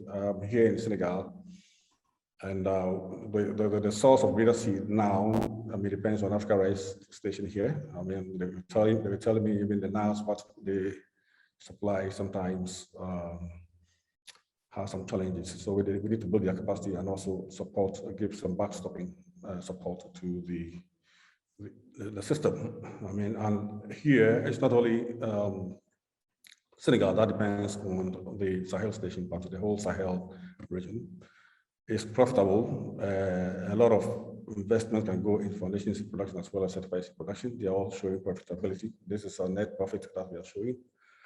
In terms of going to grain production, using certified seed has demonstrated that it's always profitable than the farmer safe seeds. The farmer safe seed could be some of the improved varieties that the farmers have kept over the period of time, because they are not maintaining the quality, they are not having good practices in seed production, processing, and storage. Their yields are low. So you can see that their net income is also quite low. Then he did also analysis on the benefit cost ratio.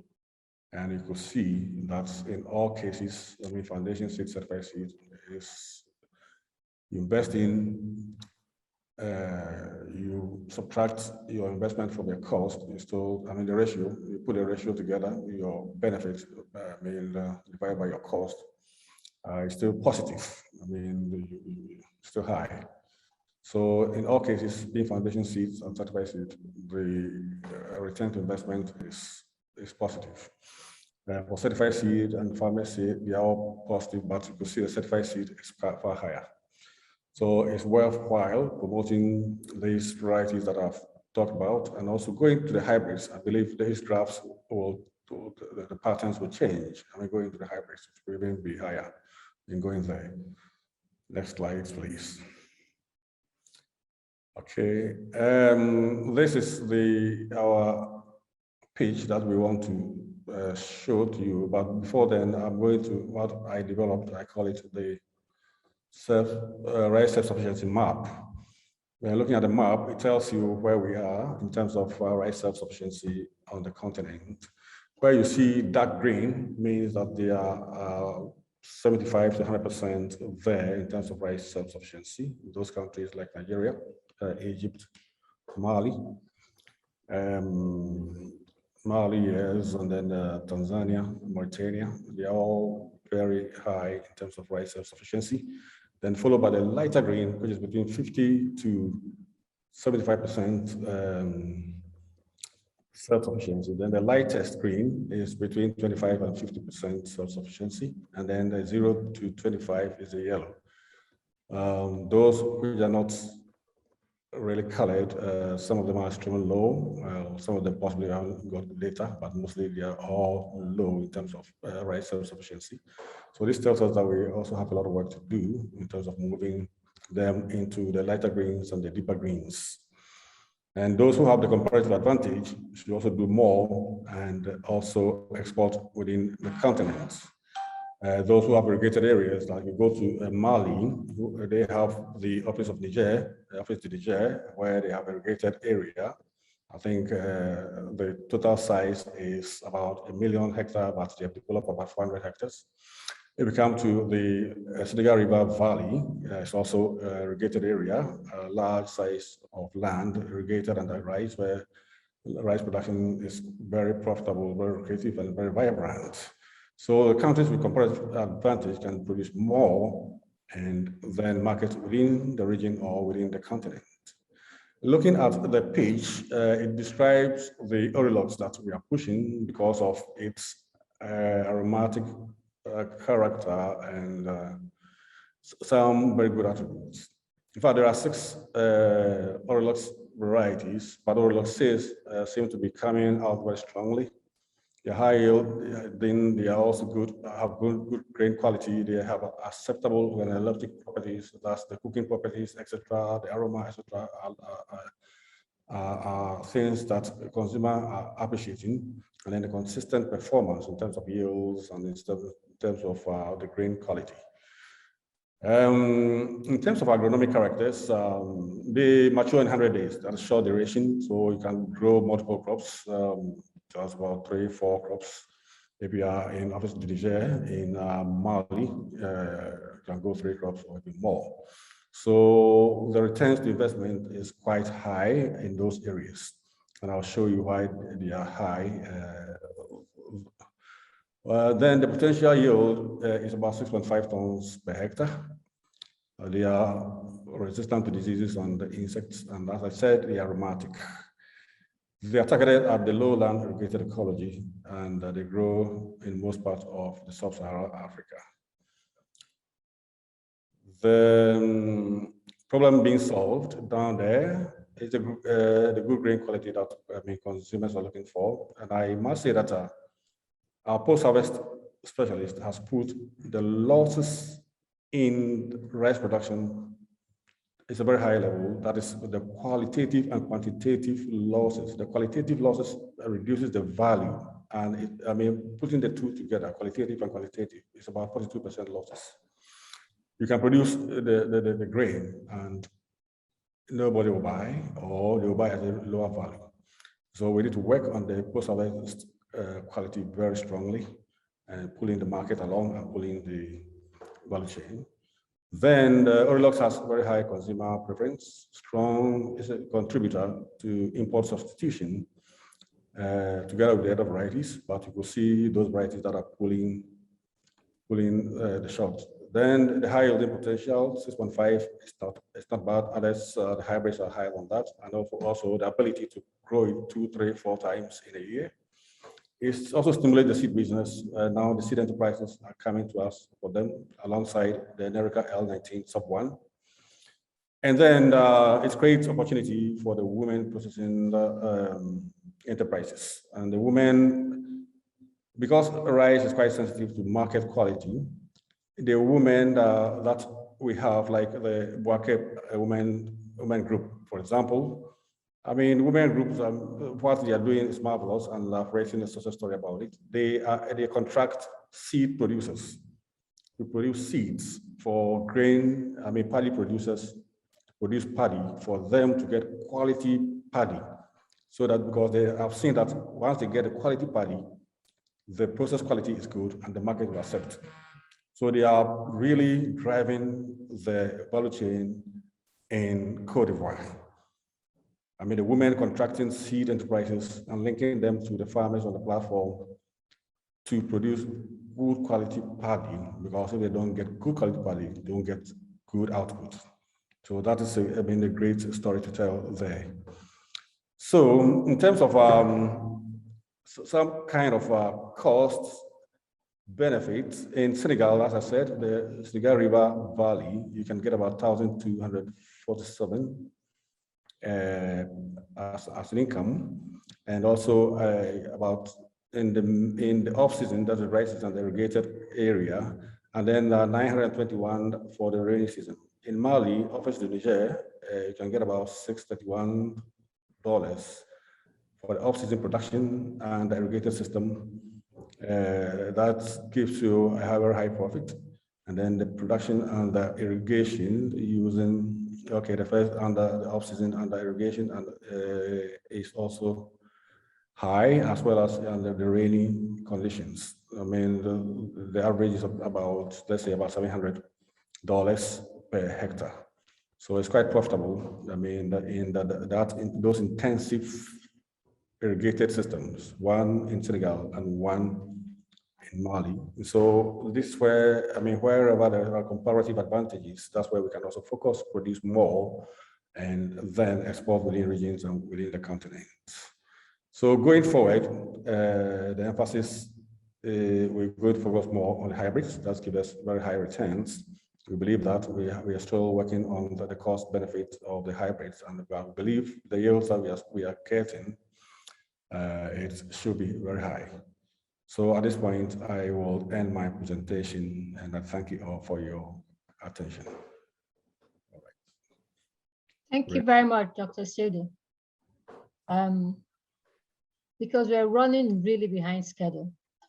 You know, you scientists always have a lot of data to share. The questions will be in the chat box. And what I'll ask anybody putting a question in the chat box is tag the person you want to answer. So you write Dr. Asiedu, then you answer. So while the presentations are still going on, he's answering on the chat box and everybody can see. Dr. Njong has been doing a terrific job of answering all the questions that have been posted to him in the chat box. So I'll encourage everybody to put your questions in the chat box.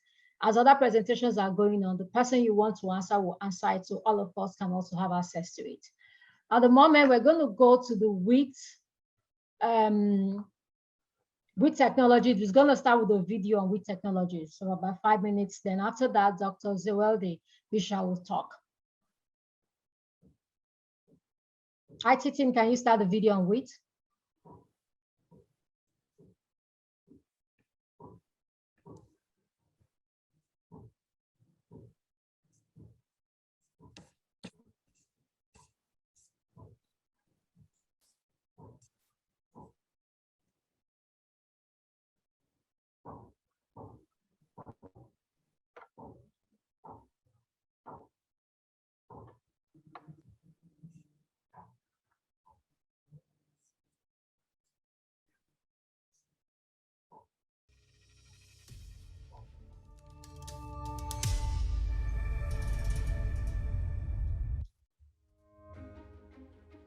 It's wheat harvest time in Ethiopia's Awash region. In this arid and dry lowland, 2 hours drive from the capital, ordinary wheat doesn't grow well. But the yield is looking more promising than ever for farmers like Chaltu Kebede, using specialized wheat seed varieties more tolerant to the heat. In the past, productivity of the land was very low due to the flooding of the river. It was very hard to make a living being a farmer with 9 children. But this year, I'm very excited about the wheat crop. I expect a yield of 4.5 to 5 tons per hectare. Kebede's success bodes well for Ethiopia, which produces about half of the grain it needs in order to meet domestic demand. Kebede's wheat crop is part of a 200,000 hectare of lowland irrigated wheat program that Ethiopia started with the support of the Technologies for African Agricultural Transformation Program, or TAAT.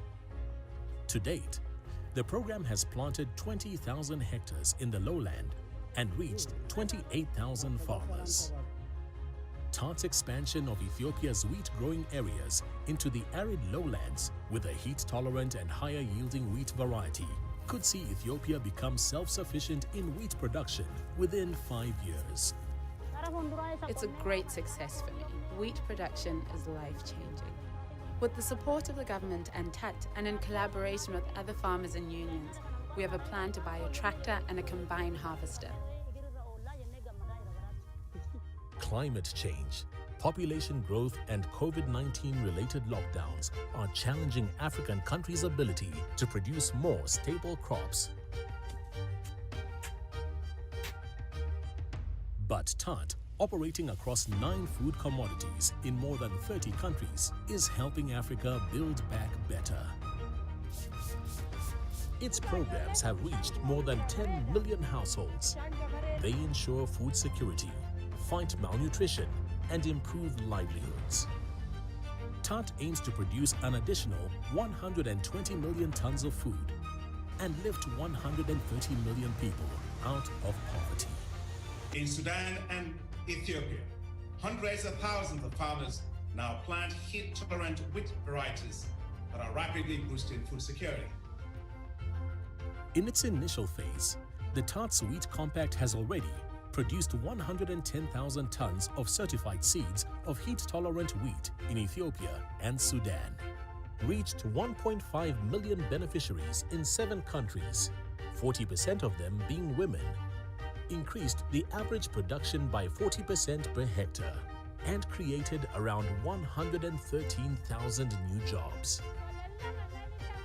TAAT, like Technologies for African Agricultural Transformation, is the bank's efforts to put the best technologies into the hands of farmers, so farmers can become more resilient, increase their productivity, and become agribusinesses.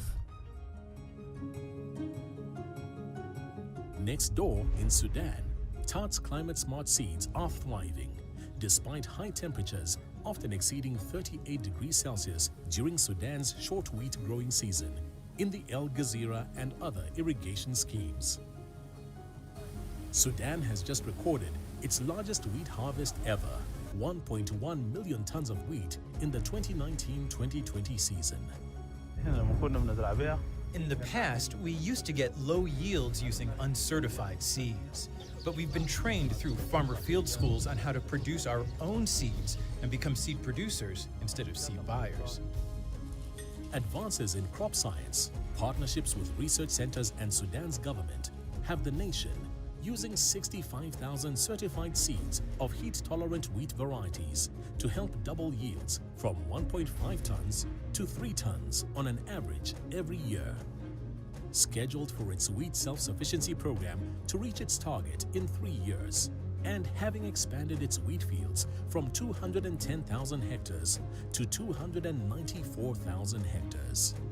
TAAT is increasingly the go-to agricultural development program across the continent, using advanced technologies to help farmers mitigate impacts of climate change and pests, helping national economies create jobs, increase food security, and reduce food imports, while improving the quality of life for millions of Africans.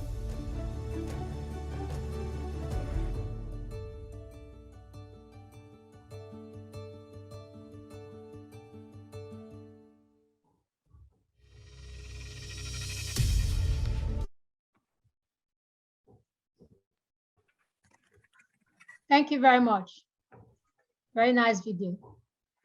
Dr. Zewede, start your presentation. You have 10 minutes. Good day, everyone. Thank you. My name is Zewede Bisham. I'm a TAAT Wheat coordinator. I'll be presenting about heat-tolerant varieties, but I want to put 2 issues in a caveat. First of all, wheat is not traditionally a crop in Africa, and it has been grown as a temperate crop where we are being dependent on importing wheats in Africa. The second thing is there is no hybrid wheat so far, though there is intention in the future. So the issue of licensing and all, hybrid production may not be there. Having said that, of course, wheat is a major stable crop in Africa, and demand continues to increase due to growing population, urbanization, and changing food habits, and Africa become dependent on imports. And TAAT is, of course, as has been mentioned by Martin, is FDB's Feed Africa flagship and supports Africa to achieve wheat self-sufficiency through technological innovations by growing climate-smart varieties, particularly by bringing wheat into the irrigated lowlands, which are heat and drought tolerant, which are water and use efficient, disease tolerant, and high grain yield and high grain quality, because availability and quality are some of the issues why wheat is not really grown in the lowlands. So wheat, heat tolerant wheat, under SARD SC program, over 30 different varieties of different traits, as I've mentioned earlier, are being developed and released in sub-Saharan Africa. And these varieties can be used across different countries within the regionally harmonized and seed regulatory framework, which has been mentioned by Dr. Martin earlier in the speech, because these varieties are released in West Africa, they are released in East Africa, within the ECOWAS and within the COMESA harmonization issues. These varieties can easily be moved from country to country and can be utilized in different countries. Next slide, please. During our implementation of this project, we are being involved with a different value chain actors, from grain production to value addition within a wide range of sector entities, which includes farmers, association, women groups, youth groups, different cooperatives, private seed companies, agro-processors, which are involved in grain production, seed production, value addition on wheat products, and even agro-processing and food manufacturers.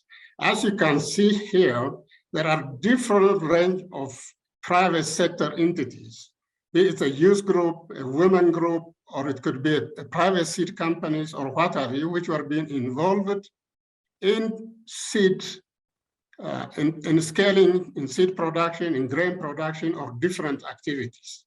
So each of this, we can see here the seed production are linked to farmers who are grain producers, making profit out of wheat seed production. There are farmer groups which are producing grain, which are linked to the grain processors, who are making, producing flours for distribution to local bakeries, where all these different enterprises at individual or group levels have shown greater net benefits using the climate smart wheat varieties and products due to the availability and the quality of the products which are out there. So in a range of activities which we are involved with, there are a number of different entities, different value chain actors which are being involved with, be it value addition, be it grain production, be it seed production, which are being involved with and has been benefited from the wheat technologies, the heat tolerant wheat varieties which are out there. Next slide, please. Next slide. Yeah, and in this slide, you can really see, the rate of return which are being made in a specific condition. This is just one study, in Ethiopia, which was being conducted back. And the rate of return varies from around 108 to 144% based on the productivity gains translated from $197 to about $500 per hectare. As you can see in this picture, these varieties have so many advantages, not only climate smart, but in terms of productivity, in terms of quality, because in the past, the main problem with African wheat, because why we are dependent on import, because the quality of the bread making and all this are not. The new climate smart varieties has high protein content varying from 11 to 15%, which makes one of the important elements for agro-processors. So according to this study, we have very clearly, farmers have got a benefit net investment in terms of the productivity of it, which actually creates the demand for seed. The demand for seed means that is an opportunity for the private sectors, as we have seen in Sudan. There is hardly more than 5,000 tons of seed was being produced by the private sector, but with the TAAT, with the partnership, with the availability of heat-tolerant varieties, over 50 to 60,000 metric tons of seed was being produced. This area expansion happened because of the availability of quality certified seed. That means an opportunity for the private sector to be involved, to be investing in seed production. In addition to that, the availability and the quality of grain at a local level would ensure the potential profitability which would be available to agro-processors and food manufacturers in the country. So there is a potential which we can see where there is an opportunity of contract farming between the farmers and the agro-processors, and even a well-organized market opportunities would be there to make sure that what is being produced is also being processed at a local level. So the increase in production, the increase in productivity will provide an opportunity for local agro-processors and food manufacturers to make benefit out of it rather than importing wheat from outside, and which in some cases maybe not even available under certain conditions. I think this is one of the elements. Then going to the next technology, which I'll be showing is, can you please put on the mechanized raised bed technology?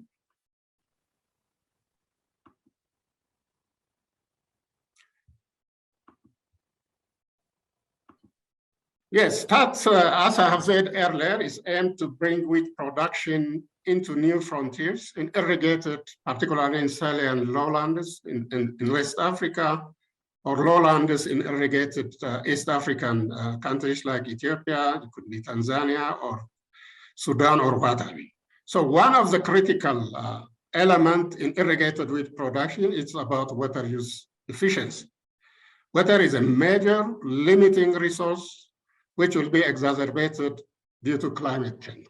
So there is a need to make water use efficiency when we are talking about irrigated production.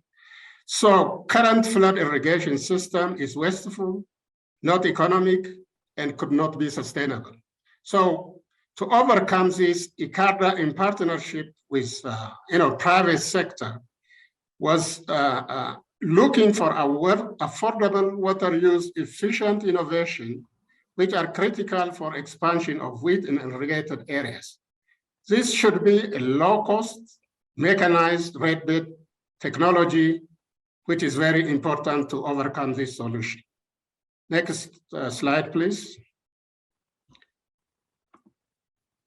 So in this slide, you can see the research which went into it and the innovation process, and actually the development process, as well as the involvement of the private sector. So there is a wide range of partners who are involved in the research and development. That means in the designing, in testing, validation, and scaling of mechanized raised bed technology. It involved international, like ICARDA, and national agricultural research institutions.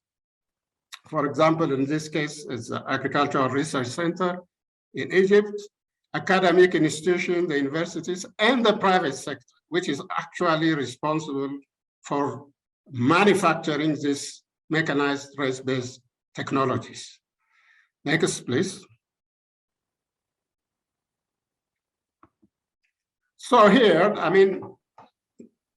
we were trying to work with the national research system in demonstrating the technology and the possibility of entering local level fabrication with the private sector so that these materials can be fabricated and distributed to farmers at a national level. Because this technology, the mechanized rate technology, is developed in partnership with the private sector, but with an international public good from ICARDA, with no protection for local fabrication and distribution. Of course, the issue of licensing and all this will come into picture, but the idea of this, mechanized race-based technology is actually for any national program, national private sector, which is present in target countries. It could be in Ethiopia or Nigeria or Sudan or what have you, is to look into the prototype and make this prototype and develop and scale these technologies at a national level. Because adoption of, mechanized rate technology, as has been put earlier, has shown greater efficiency in many factors in decreasing the cost and increasing the production and the profitability. Not only that, but in environmental sustainability issues as well. Next slide, please.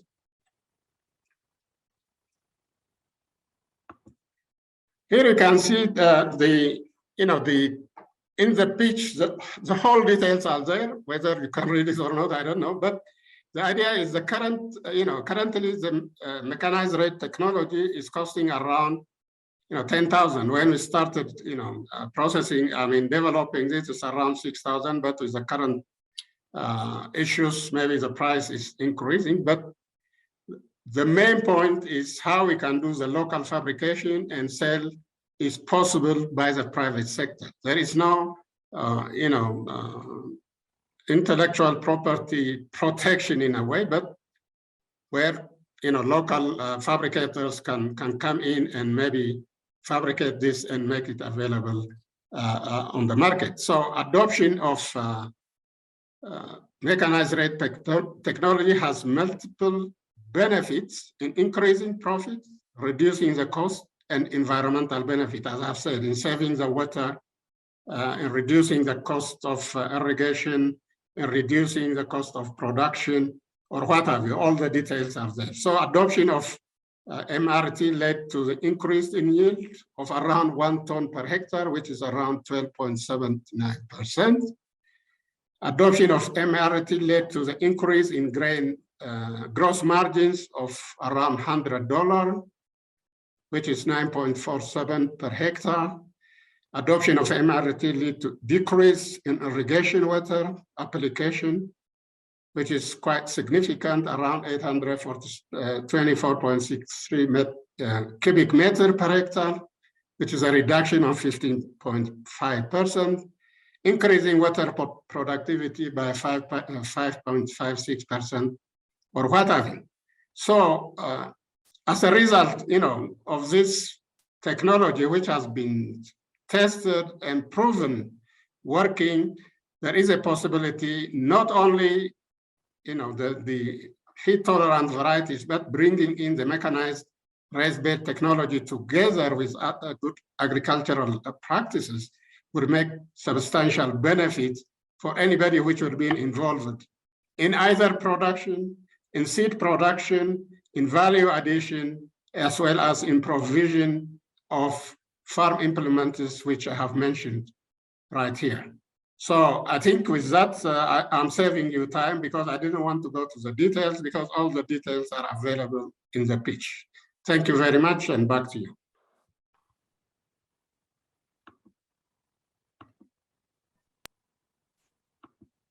Thank you very much. The only question that seems to be here, which I will also tell you the way I told Dr. Jonga, is somebody had asked where they can get the variety of wheat seed for planting in Nigeria. So in your slide before you send it out, send it to us, update your slide before we send it out to everybody with the names of the seed companies that have the seeds available in the different countries in which they're already available in. So if people are not sending you messages back and forth and you're answering individual mails, so it's going to be in the slide that will go out to all the registered participants. The next thing we're going to have now is a video on mobile cassava processing plant. Communication team, please can you put that to play?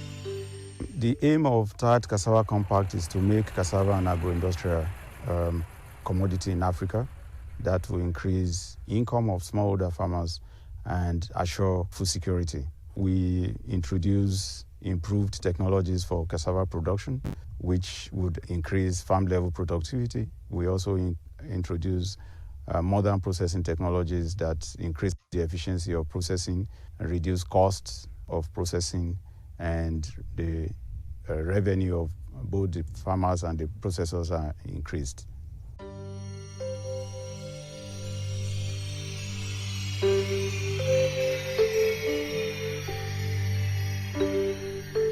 There have been a kind of a problem of post-harvest losses, which we observed, and we were looking for a way of solving, moving the cassava route from the field to the factory. It has always been a very big problem because 80% of the route you are transporting is purely water. So we have looked at it that the best way to do it is to go straight to the field rather than bringing the cassava route from the field to the cities. If this is processed right inside the field, can in turn give a lot of profit to the farmer. You can reduce this cost of transportation, and you can as well make use of all the byproducts. And this can increase the cost of the farmer and the processor.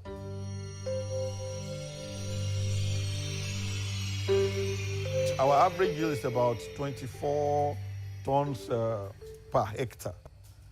This machine is capable of processing a whole hectare into cake, and we transport the cake to either starch factory or for high quality cassava production. But you know, in case of gari, it requires a certain production process. We require a little bit of fermentation, dewatering, and then roasting. If it's roasting 250 kg in 8 hours, you can imagine what is going to roast in a day. Per day, averagely, a very good woman will produce only about 50 kg. But this particular equipment can produce almost 5 times what the women can produce. I think it's a kind of scenario that for gari production, it's about 2.8 tons of roots. And in case of cake, it's about 8 tons.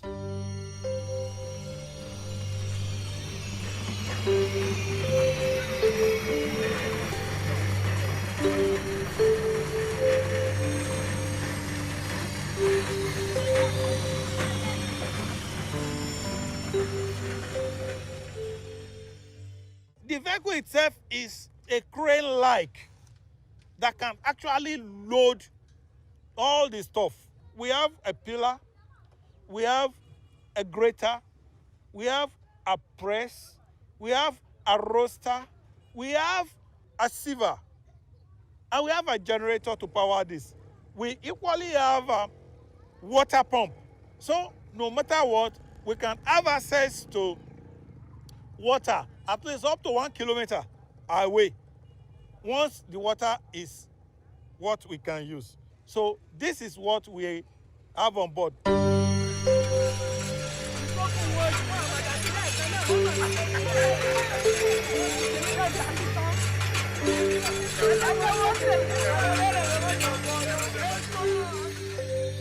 Ohun tí mo rí nípa rẹ̀ ni pé ó bẹ̀ gẹ́dà ìyẹn number 1.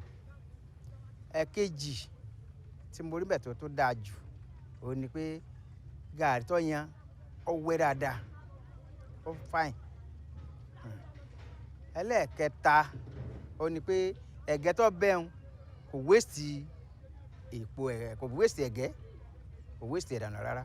Ní àdúgbò wa ẹ̀ bó ṣe rí ó dáa torí pé ẹ̀gẹ́ pọ̀ tí a pérú ẹ̀ bá tá a bá rí owó rárú rẹ̀ o ẹ̀gẹ́ pọ̀ tá a bá rí ìjọba tó bá lè ràn wá lọ́wọ́ à ń láti sanwó ẹ̀ tí ìjọba bá lè rà fún wa à á san tó pé àwọn èèyàn nífẹ̀ẹ́ sí. So we have run the profitability analysis of the mobile cassava processing plant, and it proves to be very profitable. The startup capital required for setting up the mobile processing plant for high quality gari production is $52,000, while that of high quality cassava cake is $47,000. The total sales turnover for high quality gari is $294,000, while that of high quality cassava cake is $425,000. The net profit after tax of gari production is $83,000, while that of high quality cassava cake is $77,000. And the cash balance at the end of the period for high quality gari is $66,000, while that of high quality cassava cake is $63,000 US. These are the analysis gotten from a 3-year projection, and the return on investment for high quality gari is 156%, while that of high quality cassava cake is 155%. So the analysis shows that the use of mobile cassava processing plants for production of high quality gari and high quality cassava cake proves to be very profitable, viable, and sustainable. Sincerely speaking, it's just a surprise to me because I've never witnessed sorts of things, machine like this in my life. If it's going to be the lowest price, I think our people will share up and put their brain together. And, it's the work of government to come to the rural area, to see the farmers, discuss with them. So far, you have made the physical practical, and every one of us seeing it. If the government can empower our people from local government to our people now, form a group, then they should assist them. To be honest, we are really excited, because this is one of the things that is needed in this type of environment. All of these farmers, we know them, we have a relationship with them. This will be a benefit for the local people as well. When we started, it was just a pilot. We were just running a trial. It's a starch factory. We actually processed for making cake. That was a cake, cassava cake. And everything that we produced, it was sold and then it was passed. 100% quality-wise, best. Moisture-wise, best. Everything came out very well. I mean, the trial was a success. This system that we started with a TAAT is something that we already have a site where the machine will come in there. It's exactly the same machine that they brought here on site. We are still going to use that. There are a few things that we are just going to adjust there and there, but definitely that's what we're going to use. Our experience is that the technology is good. On our own side, we are going ahead with replicating the cassava cake processing unit. We are already talking to some of the fabricators that you introduced us to. Within the RFL organization, we are about to get the board approval to make that investment. So definitely in a short period of time, once we have the board approval to make the investment, we will go ahead to develop the mobile cassava cake processing unit that we can then deploy to cassava clusters so that we can really prove that this technology is working.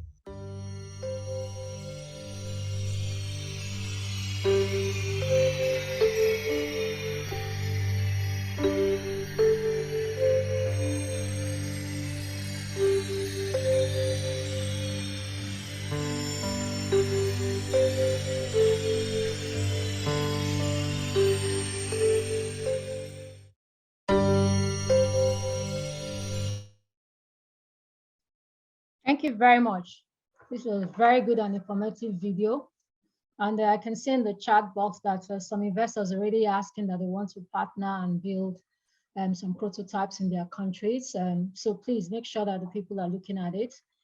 And I don't know about other countries, but I know in Nigeria during the election period, our politicians like to give what they call empowerment in terms of sewing machine, motorcycles, and the rest. Maybe communities can come together now and ask them for this kind of mobile cassava processing plants. It benefits everybody.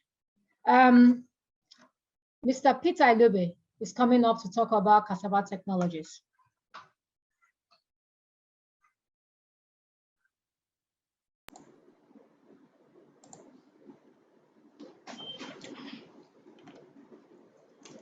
Good morning, everyone. Good morning, Peter. We can hear you. Yeah, I expect the IT communication to put up my petition. Yeah, I'll be addressing the private funds. Wheat is mainly imported into Africa, as we have seen the earlier video on orange fleshed sweet potato, which it has mentioned that a lot of wheat is imported into African continent. And here we are talking about self-sustainability of Africa through orange fleshed sweet potato, so that we can substitute the wheat flour and also enhance the nutritional content of vitamin A, beta carotene, provitamin content in the breads, so that the malnutrition, the biggest problem, will be addressed in Africa. In Rwanda also, we are working with smallholder farmers and processing YFSP roots and leveraging that to make commercial food process for puree and final products of breads, buns. And this is the brief flyer, technology flyer here. And the basic here is the commodity is YFSP puree, and this is a value addition. This is a processing. And the populations are vulnerable to vitamin A deficiency is rightly addressed here, and consumers of the bakery products are addressed, so that they will get the locally produced vitamin A rich orange fleshed sweet potato as the raw material to make various food products, and that will address the food security. And we have important things here is, we are addressing food security and nutrition improvement, and economic development, and also environmental sustainability. Orange fleshed sweet potato is environmentally sustainable crop in terms of its utilization of natural resources, land, water, and fertilizers. It's a low input crop. So this low input and climate resilient crop is giving a big hope to several millions of African smallholders to build a sustainable food-based approaches to address micronutrient malnutrition, and also to build economic and employment opportunities in food economies. And our geographies are for orange fleshed sweet potato puree technology is Kenya, Ethiopia, Mozambique, Uganda, Nigeria, Tanzania, Ghana, Rwanda, and Malawi. These 9 countries are currently working with us closely. Many, like 16 private companies are with us. And we are also tied up with several national agricultural research systems partners to transfer and to work with us in these technologies, and so that we can achieve the food and nutrition security while continuing our commitment to environmental sustainability. Next slide, please. So these are the links how we have used the orange fleshed sweet potato puree for production of nutritious foods. So these are the links. And next technology, can you please go to the next slide, please? Silage technology. As we just concluded with the puree technology to address human nutrition and human food production in a sustainable way, now we are talking about animal feed. So here we talk about feed security, animal nutrition and safety, and environmental sustainability again, because getting the quality feed is very important for animal health. Animal health, human health are all interlinked. So ensuring the health of animals through quality and nutritious feed is very important in the current. So here we have the pictures on the top left corner, the mission, the silage mission, the chopping mission, it makes the greens of the vines of the sweet potato into small pieces, and then it can be mixed with other ingredients to make it a silage, and that can be stored in the bags, in the poly bags, airtight poly bags. And also the second technology alternatively to the OFSP direct is the solar drying of these blocks. So this is called feed blocks, silage feed blocks. These compressed silage feed blocks are solar dried and can stay for long, and this high concentrated silage feed blocks can be mixed with other feeds, can be fed to the dairy cattle, pigs, and other animals. Next slide, please.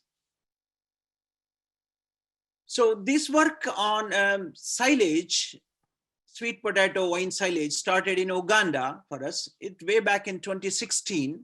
And now we are working with youth groups in southern and central Uganda, and also working with urban dairy farms to develop a technology which is sustainable and safe for animals. Next slide, please. So here, the problem is, 60% of the total cost of the production in any profitable dairy farm is feed. So feeds are very important. If we manage the cost of 60% of feeds in a dairy industry, then we can make a lot of profits. So feed is a very important input here. So we are helping the farmers to grow the orange fleshed sweet potato for roots, which is for human consumption, and vines for feed consumption. So the dual purpose crop, and it grows very well in the dry land conditions and conditions where a lot of shortage of foods and emergencies. So the advantage of this is the silage technology. This takes care of the perishability part. Lot of wines, like around 600 kgs of wines per season is wasted, and this silage technology can take care of that wastage. So it can address that, and it can convert into the wastage into feed. And this is easily transportable, and storage is cheaper, and it is very helpful in scarcity of feed scarcity in dry seasons. So this is a technology where it can help both the animal nutrition and animal feed security. And we are working on this return on investment of this silage technology with our partners. So we have the silage missions available for anywhere between $1,200 to $1,500. And we can help even fine-tune those machines, those choppers, to suit the local conditions. Some are imported, so we need to fine-tune that to suit the local conditions. So these machines can be used to make the silage, and also we can make hubs, silage hubs. We can bring farmers into a cooperative systems, so to make silage as a accessible to more number of farmers through formation of silage hubs. So this one we are doing in Uganda, and it can be replicable in many other African countries wherever the orange fleshed sweet potato or sweet potato is under cultivation. Next slide, please.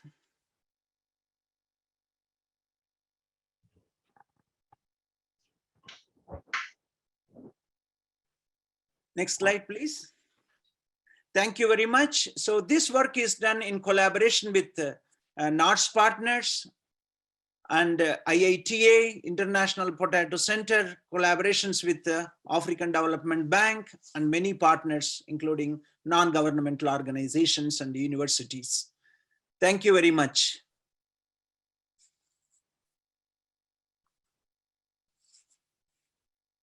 Thank you very much, Dr. Samar. We actually have a health break that was supposed to be for 25 minutes, but we're running late. So can I suggest to make it for 10 minutes, if that is okay with everybody? And we'll be back here for 12:05. So we're going to break for 10 minutes, 12:05, for everybody to stretch their legs and take a bathroom break. But in the meantime, please, everybody can keep posting their questions on the chat rooms, and the presenters, just tag the presenter you actually want to answer the question, so the presenter will know you're addressing them and they will answer. But as we told everybody, all the slides will be sent to you in the email in which you registered, so you'll get it. Because the question keeps coming up and up, all the slides will be sent to the email you used to register for the event. So you get everything and plus the recordings. Thank you. We're taking a break and be here at 12:05. Good afternoon, everybody. Welcome back to the second session. And this one is shorter than the first one because it's already afternoon. Do we have Dr. Fatunji ready to start on sorghum and millet technologies?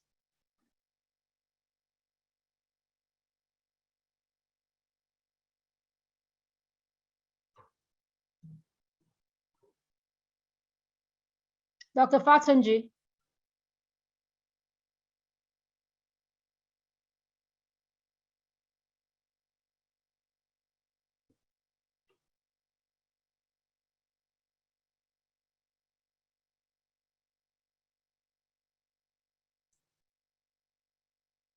Hello, madam.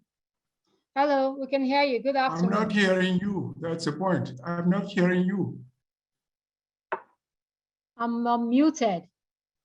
I'm seeing you talking, but I'm not hearing you. Okay, and unmute. Can you hear me now? I cannot hear you. I don't know what's wrong. I can hear you as well, Dr. Fatunji. Dr. Fatunji, somebody has confirmed they can hear you, so check your own microphone. Maybe mute and unmute. I'll just increase the volume of your system so you can hear. Yeah.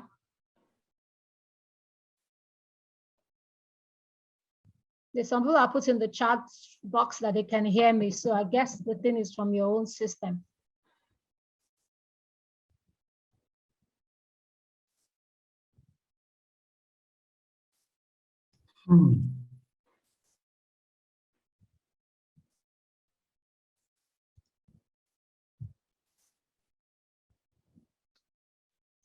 Dr. Fatunji, you can go ahead. We can hear you. It's fine.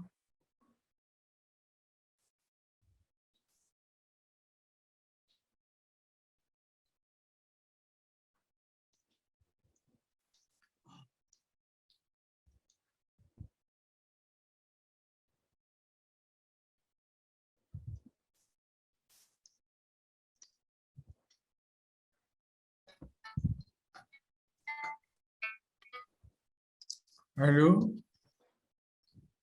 Hello, yes, please go ahead. If You can go we ahead, can hear Dr. you. Fatunji, we can hear you. Ah, okay, okay. Sorry. So now, are you seeing me or you are not seeing me? We're not seeing you, but we can see your, yeah, we're not seeing you. Can you turn on your video? Ah.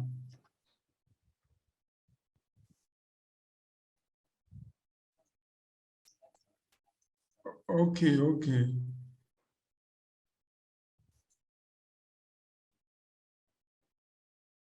Okay, I'll put on my video now. This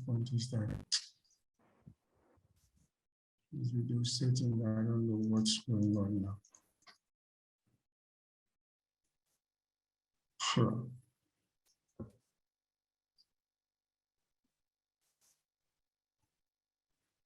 Whew. Dr. Fatunji, I think you can just go ahead and do the Hello. presentation. Dr. Fatunji, Hello, just yeah, go we ahead. can You're hear already you. behind schedule. It's fine. Go ahead. Okay, I will start then because I cannot now. I don't know what happened, but I cannot turn on my camera now. No problem. You can go ahead. Just speak audibly. We'll listen. Okay, okay, thank you. Okay, so good morning, everybody. Sorry for the inconvenience of what's happening now. I want to share a few ideas with you. Sorry, a few ideas. Now, can you go to the third slide, please? You know, sorghum and millet are the crops of the semi-arid area per excellence, as we said, as they are adapted to the harsh conditions of those areas. And you know, when you have something and you have to work on it and then improve on it. Now, in the last 50 years, ICRISAT has been working to improve the varieties, to improve on the production of those crops. And some of the results of those work are what I'm going to present to you, starting from the biofortified sorghum and millet varieties. In fact, you know, for human growth, we need nutrients, very good nutrient, and as sorghum and millet are the staple and say the base for food for those living in the dry areas, the work has been concentrated on how to improve the varieties available and make news that can respond to those needs. So as a result, we have sorghum and millet varieties with high iron and zinc content, with the range starting from 45 to 7 ppm for iron and 32 to 64 ppm for sorghum. What I want to say here is that the work is done in collaboration with the national systems as CGIAR institutions work together with the local institutions, and we have been able to reach these results. And the varieties developed are used mainly for in processing. Processing work is done in multiple forms, and the campaign we call Smart Food Campaign is used to take to scale the results of this work. As you can see in this slide, we have some examples from flour that are produced in Nigeria, and also you may see in the left of your screen cookies that are made from the flour of millet. In the right side, you will see what we call flake as normally what we know is that what we know is popcorn, which is made from sweet maize, but we can also make a pop from sorghum, which is the example that we have given here. And you could see on your right side again, the result of the work that is done with the private sector to make flour of these varieties that are rich in the nutrient mentions. Can you go to the next slide, please? So if you are seeing my screen, that's good. So as I'm saying, those varieties developed are with specific characteristics, and some of them are open pollinated with up to 30% yield compared to the local varieties. For millet, for instance, we have the example of Chakti, which is a variety that is released in Niger, but also in other countries in West Africa, as it's been recorded in the catalog of ECOWAS. And also for sorghum, we have, for instance, varieties like Sumba or Fambebi that are also open pollinated. But in addition to that, the work is also done to produce hybrid varieties, for instance, the hybrid Pablo, which is a variety that is released in Mali.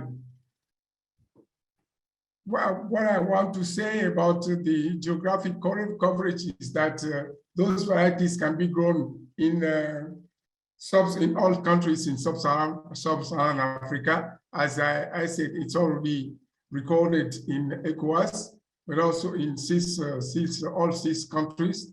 And the problem it's tried to solve is about child nutrition, but also adult health, because when you take the millet, for instance, it can help to fight type B diabetes for the adults.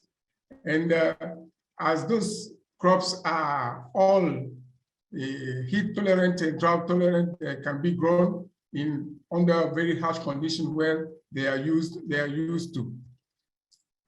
With regard to licensing, what I would like to say is that the production of it's a public good. All the variety developed are public good, especially the open pollinated one.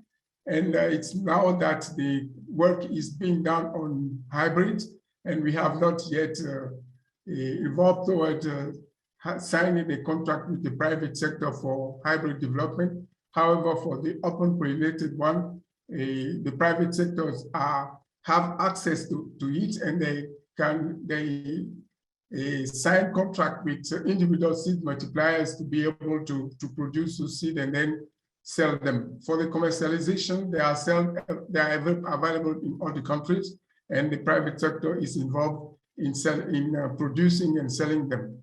As far as the production cost is concerned, what we can say is that we talk more about the material needed to produce, for instance, certified seed, which is at the level of the involvement of the private sector per se. So for foundation seed, for instance, we need 4 to 5 kgs for millet and 8 to 10 kgs for sorghum. To make it profitable, we advise to apply fertilizer microdosing where compared to the recommended rate, which is 120 kg of NPK per hectare, we apply 60 kg, and for urea, it's only 20 kg that we apply, and we need to weed it 2 times. For all expenses related to harvest, it's local cost dependent. I didn't put any cost here because the work depends on the cost that is how the things is costed locally. As far as potential gain is concerned, as I said, it can provide food and cash for kids, but also for adults. And with the content of the high content of iron and zinc, it's good for nutrition for for kids and adults.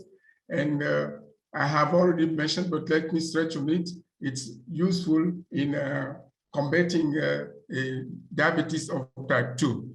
Can we go to the next slide, please? Next slide.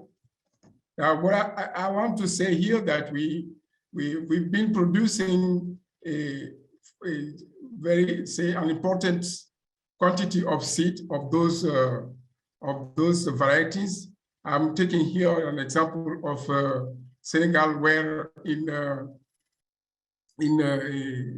2020 we have been able to produce up to 320 tons, and this is at the level of a certified seed.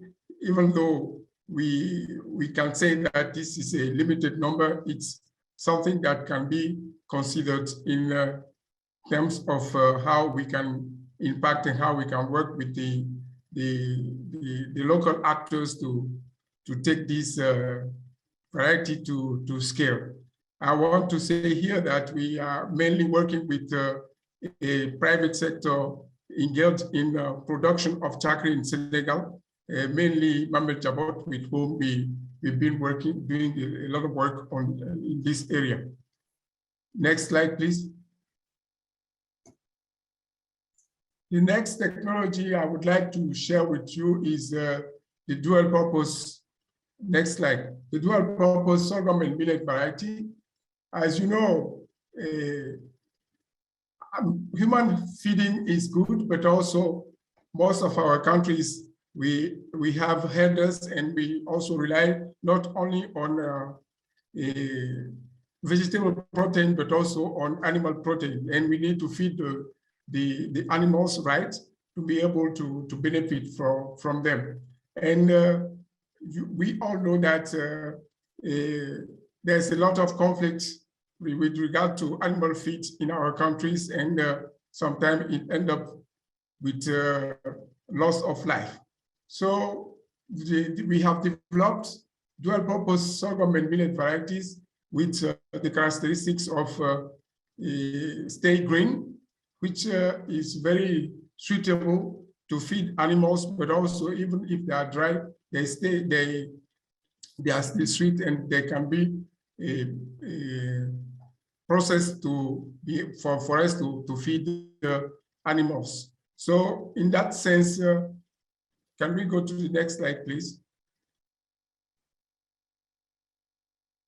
In that sense, I want to talk about the dual-purpose sorghum and millet varieties. The stems are sweet, and also they stay green. And in terms of grain yield, next slide, please. In terms of grain yield, we can go up to 2.5 to 4 tons per hectare in terms of grain yield, and the silver yield is from 10 to 15 tons per hectare. The varieties are tolerant to striga, and they can mature in about 110 days.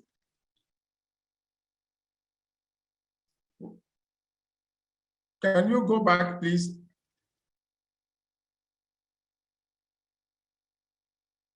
So I'm saying they can mature in 110 days, and the digestibility is up to 49% in vitro. These, I take the example of Subatimi, for instance, which is a variety that is developed at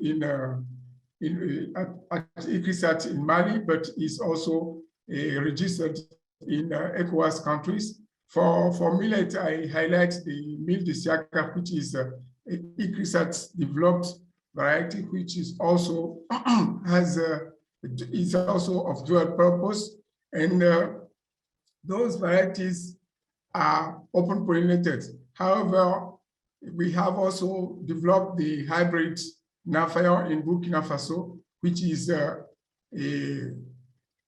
dual purpose, and that can also be used for the purpose. Now, in terms of geographical coverage, I would like to say that it can be adapted to the sub-Saharan African region, agroecology, with rainfall from 500 to 1,000 millimeters. And as I say, some are open pollinated, but others, few are hybrid, which seed production need to be controlled, under control with, in collaboration with private seed producers. The problem they solve, as I mentioned, is human food and animal feed, and also the striga and drought and heat, and also a farmer versus health of conflict. Mainly, we have to underline that it's favor the production, the crop and livestock integration process, which is beneficial not only for the crop but also for the farmers. And it's profitable in terms of grain and stover, and it's stay grain, and it also provides better yield compared to the landrace. In terms of licensing, the varieties are classified as public goods, and they are not, especially the open pollinated one, and they are not sold. However, the private sector, if they invest in it and then produce a certified seed, they can be sold, and it's commercialized with those private sector. In terms of production cost, it's the same thing as I said before, with fertilizer microdose as the option suggested to reduce the cost in investment for fertilizer. Next slide, please. Now, the next technology I'm trying to talk to you about is the well-known organic and mineral fertilizer microdose. I mentioned here that I mentioned previously that sorghum and millet are the crops of the harsh conditions. However, they need application of fertilizer to express their full potential. For them to produce very well. Next slide, please. For them to produce well, we need to apply organic and mineral fertilizer. And we know that our farmers, most of them, don't have the means to afford the recommended rate, which is for NPK, for instance, is up to 120 kg per hectare. So the work done in the last years was to succeed to get limited amount of fertilizer applied on the planting hill at planting, or 15 days after planting to get the same results.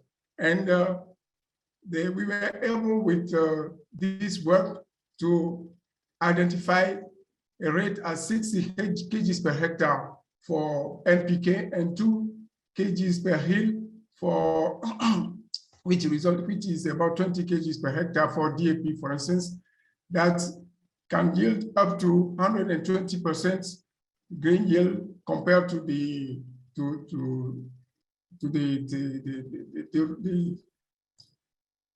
if we don't apply any fertilizer. Now, in addition to the mineral fertilizer, we know that if we add organic fertilizer, not only we increase the yield, but also we can sustain the fertility of the soil. However, we don't have enough of organic material. So to be able to use at least what we have, we also design the approach of applying on the planting hill before the first rain, about 2 handfuls of organic material, which if combined with a mineral fertilizer can lead to the result that we could expect. It can help the plant to express its full potential. So the geographical coverage is in all countries in sub-Saharan Africa. It's applicable, and it's applied on cereal crops on legumes, but also recently adapted to vegetables. The problem itself is about soil fertility, and also it's a low-cost technology, and it's help farmers to afford for fertilizer application as they are not forced to apply a lot of fertilizer. Now, this for the potential, can you go to the next slide, please? For the potential profitability, we have timely application, and it's the yield gain is 43 to 120, as I said, and it's increased also significantly the agronomic efficiency of the application of the fertilizer. For production cost, we need to train trainers, farmers, to be able to apply it, which is not to that extent very high, and the quantity needed is what already I have mentioned. So if we consider all this, we can say that it's more profitable compared to the recommended rate.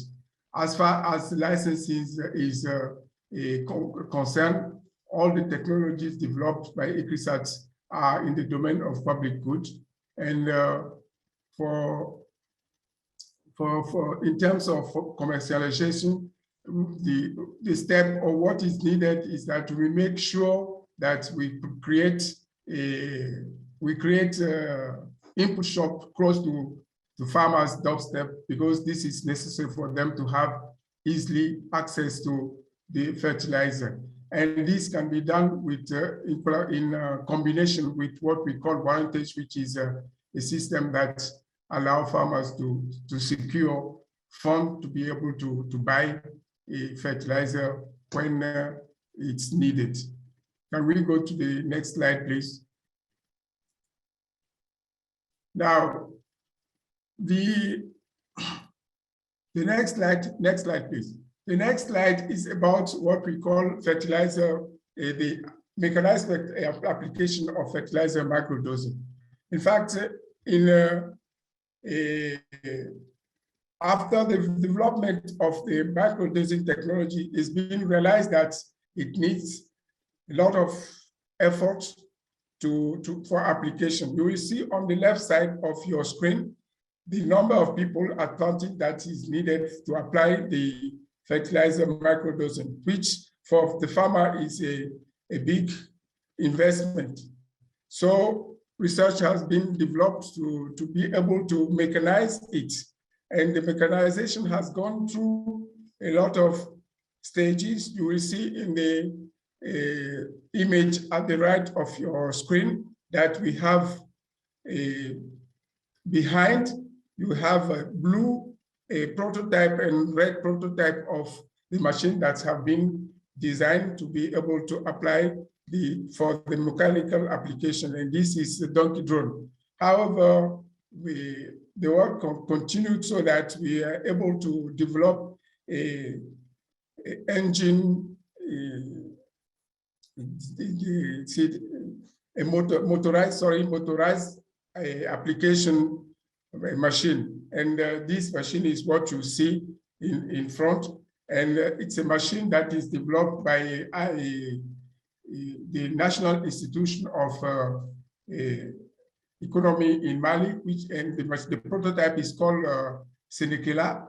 Can we go to the next slide, please? And it's motorized to apply the mineral fertilizer microdosing. And the essential part is constituted of hopper with a distributor disc and a four-wheel. It has four-wheel, and it has a soil covering part, and the distributor disc for the fertilizer has together, we put together the seed and the fertilizer, and this allow for easy distribution, and for geographical distribution, the coverage, it can be used anywhere in a sub-Saharan African region, and it can be used for cereal and legumes.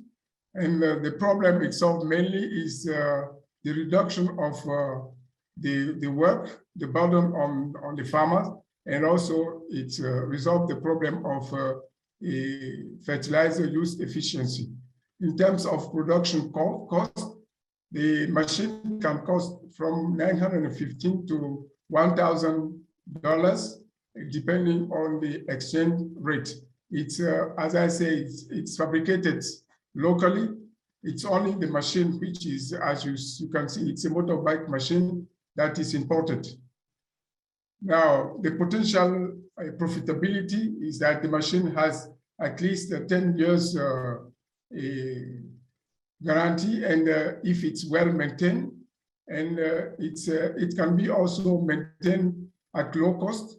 It's only fuel and wage for maintenance. At least it helps to have an optimal planting population, and it consumes very small quantity of gasoline, and this makes it really profitable. In terms of licensing, the machine is designed, as I say, at the Institute of Rural Economy in Mali, and they have the details of the design, and it can be purchased, ordered if anybody is interested.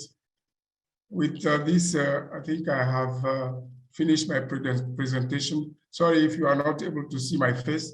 It's because I have problem with my video. Thank you very much.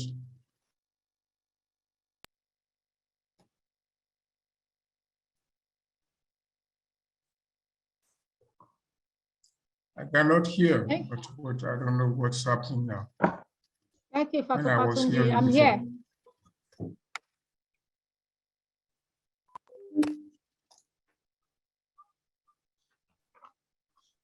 Thank you, Dr. Fatunji. Okay, thank you, madam. Sorry, we deeply sorry. I don't know what happened with the video.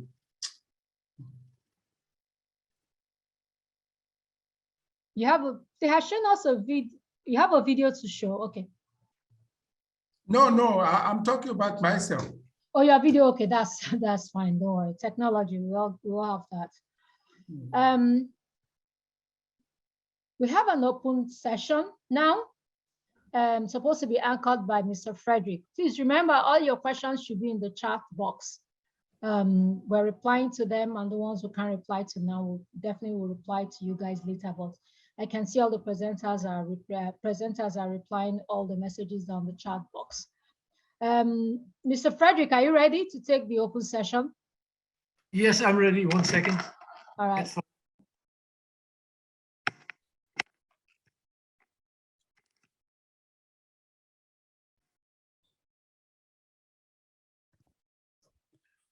Good afternoon again. Do you hear and see me?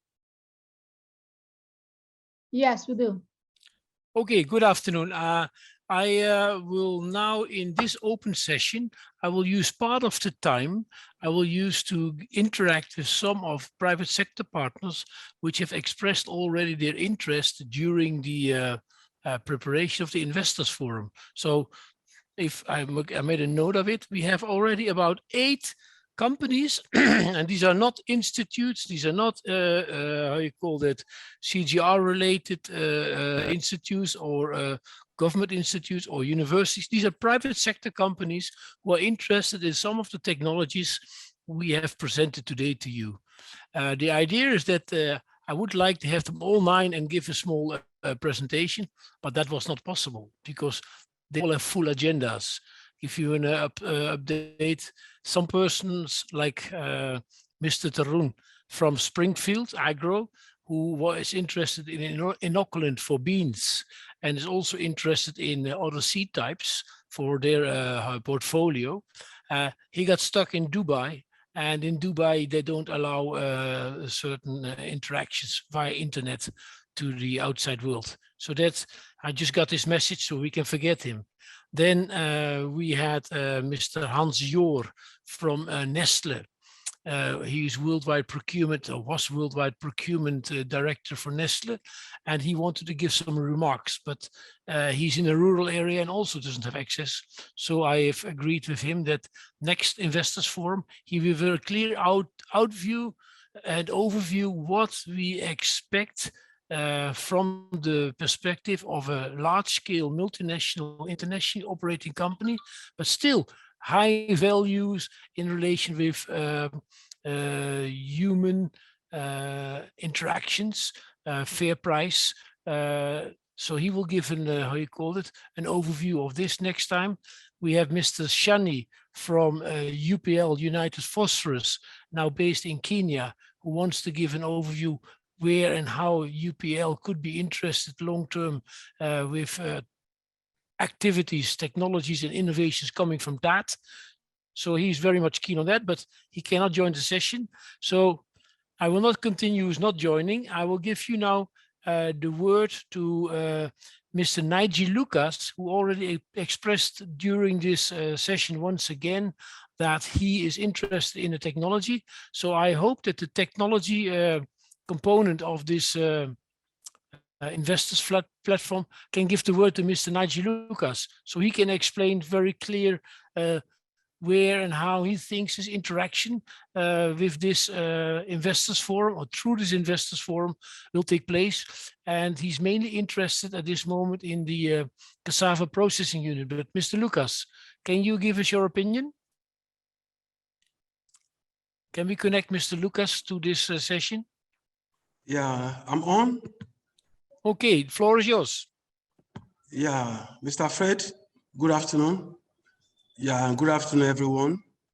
Yeah, my company is actually interested in commercializing. Sorry, Mr. Niji, please, can you put on your video too? Okay, let me put on my video. Thank you You very have to much. allow me to put on my video. No. That's fine. Communication, allow him to put on his video. They've allowed you now. Thank you. Okay. Can you see me? Yes, we can see you. So sorry, I'm on transit. I'm That's somewhere fine. Thank you. on the other side. So my company, G Lucas, is interested in commercializing the mobile cassava processing units and to scale it up and actually to add some other innovations that needed to be done. So I'm interested in doing that one for Nigeria as a whole, and equally for the bed raising for the wheat. So I'm interested in that one too. So those are the two different units I would like to involve in. So thank you. Thank you, I Mr. had Niji. the cassava processing plant and what the wheat what? Hello, the bed raising for the wheat. You mean the raised bed technology, the planter, or what? The raised bed? Okay. There is The raised bed technology, technology, yes. For wheat.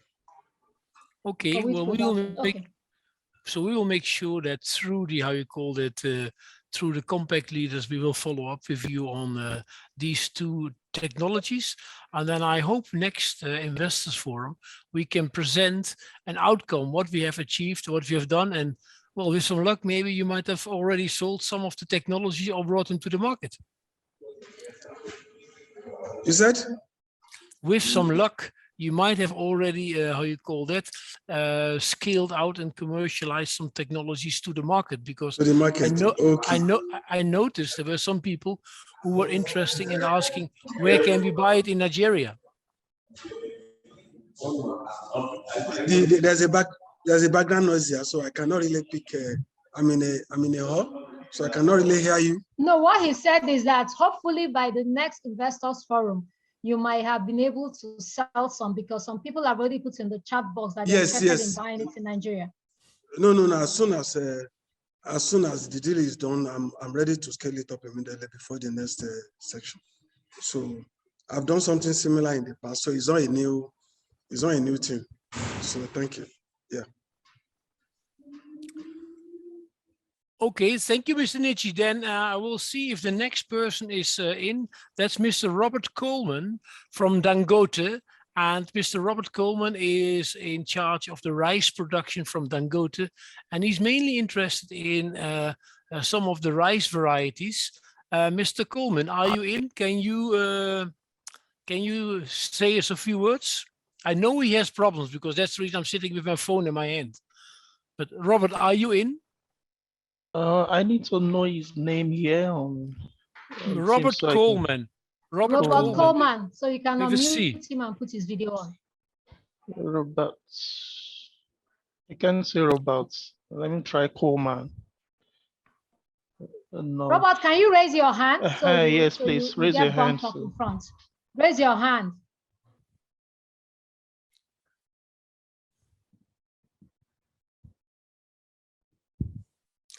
Okay, I will try something else. I will call him and I put the WhatsApp close to, this is not the first time these kind of things happen. So Robert, are you in? Do you hear me? Yeah, I can hear you. Hello, audience. Can you hear Mr. Robert when he's speaking? Robert, say a few words. Hello, this is Robert Coleman from Nigeria. Did you hear him? Yes. Yes, I can hear him. Yes, I heard him. I heard him. Okay, Robert. Well, then we move to this way. Can you explain a little bit from your company? And I told already in the introduction that you are interested in some rice varieties. But can you give a little bit more background about your company and where you see that technologies like new rice varieties coming from TAAT could benefit your company, and you can make sure that you improve the livelihood of African farmers? Of course. Do you want me to talk now? Yeah, talk now, because you are talking now directly to the audience, because I put your I put my speaker next to the microphone. All right. My name is Robert Coleman. I'm the production director for Dangote Rice in Nigeria. We have 6 rice mills in Nigeria, mainly in the north and in the middle belt of the country. We operate almost 100% with small-scale holders and provide small-scale farmers with inputs like fertilizer, chemicals, seeds, and some cash. The problem we're having at the moment is that the varieties and the genetics of the rice that we have in Nigeria, we are not getting optimum results. We're getting quite low yields, and we believe that if we could get better quality varieties with better genetics, and we could get our yields from averaging around 2 to 3, possibly 4 tons if things are done very well, up to 5, 6, 7, 8. That's our next target. But what we really are after now are better genetics and better quality seeds. This is one of the problems that I think Nigeria is facing, and possibly West Africa to a certain extent. I would like this program to investigate how we can solve this problem. Okay, thank you very much for this feedback, Robert. I will make sure that through the TAAT Clearinghouse in the brokerage role we have, we put you in contact with Mr. Ernst from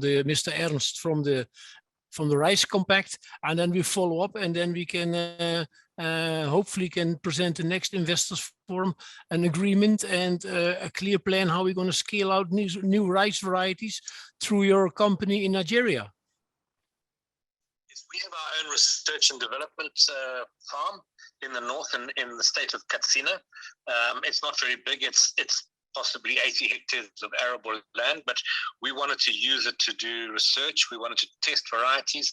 We wanted to see varieties which are best suited for the northern states of Nigeria. We wanted to discover short season varieties and long season varieties. We grow 2 crops a year in the dry season and using irrigation, and in the wet season using rainfall. And we believe we need something that can answer yields in both those seasons. We also want stuff that doesn't grow too high and lodges and falls down. So we think it's very, very important that we get the right varieties and right genetics into Nigeria. Okay, then thank you very much for your feedback, Robert, and we will follow up with you, and well, you get a follow-up call the coming days, and then let's see how we can structure this. Thank you very much. Thank you, Frederick. That's very good. Thank you very much. So you've heard this. These are clear signals from the private sector. I will go with two more. This is coming from Value Seeds. Mr. George Zagreb, he is interested in how you call that, in maize and in rice varieties. So we need to follow up with them also. He's on the road. He left Kaduna. He followed the session today. But the problem is, and I highlighted this also earlier when we start preparing this Investors Forum, and this might for some people coming from the science sound a little bit strange, but many people from the private sector don't have time to spend 1 or sometimes even 2 days on this, when which technology will be presented, and they will only link into that technology. They will only listen to that technology. And well, that's what Mr. George this morning, he was there. He listened to the presentations, and now he's going towards, how you call that, some private business arrangements he had. But he texted me, I wanted to have him there. He could not make it anymore. And he's interested in maize and in rice varieties. I think he already has some varieties from AATF, but he will follow up through the maize compact and with the business, and with the business incubation, business officer from TAAT, how we can create further interaction with maize, but also with rice. The same applies for Remington Prasad. They are interested for white maize for Nigeria, and we need to follow up on this company also. Then the last one, which I like to bring up, is a company called, I can't give the company name yet because we need to have further discussions, but it's a private cutting producer from Uganda. And I'm not sure everybody is familiar, but cassava nowadays is produced through cuttings. We work very hard with the basic project on it. We have set companies up. We have set up companies like Omudika Seeds, like Go Seeds, who are selling those. But production costs and real large scales are still an issue. So maybe we need to interact deeper and further with private sector. So I approached some flower cutting producers, and they're very keen on bringing other products in the assortment, especially because they see it as an interesting opportunity to improve the livelihood from their communities. And they approached it in a very simple way, and that's the reason I like to bring it up here. They say, this is our cost per square meter of a modern, cooled, properly managed greenhouse. If you produce 100 cutting per square meter per year, you divide the cost by 100. If you produce 1,000, you divide it by 1,000. If you produce 2,000, you divide it by 2,000. But we can tell you, we want to earn this amount of income per square meter greenhouse. And if we have that, if you pay that, then we get profitable. Then we can make an agreement, and then we are profitable. So now we need to discuss with the technology leaders who are working on this technology for multiplying new cassava varieties. What is the cost per cutting? And how can we do this maybe cheaper and quicker by interacting with private sector? And what you do then is something what you do in the private sector very often. You cut it into segments. So that segment will start the production. That segment will start doing the sales. And even the segments you can cut further up in. This segment will do the breeder seeds. That segment will do the, how you call that, will do the certified seeds, which go to the, or the foundation seeds, which go to the farmers who produce the certified seeds. And this is very well possible. For example, if you look to East Africa, many rose growers are facing difficulties now. And we could start somewhere with producing the elite material, what we do to a certain extent, then bring it into nurseries, which can produce the foundation seeds at a fixed cost, calculate how many cuttings we produce, and then we sell it to the farmers who produce finally the stems, which will be sold to the farmers who produce the cassava. So these are opportunities we start getting in our deck during the time we prepared this Investors Forum. And We already have 9. Keep in mind, the moment we start promoting this more, the moment we start doing more investors fora, I think we will get more private sector interaction. And I think that's exactly the goal of the clearinghouse from TAAT. Any other questions? I'm open for this now because I don't have more data to present. Thank you. So Nekuru, can you give the lead, take the lead, and if other people have questions, because I don't see clear hands. So if people have hands or they have raised questions, then I will pick them up. And then you are you're moderating the rest of this session. All right. Any questions? Does anybody have anything to share based on what we have listened to for half of the day today?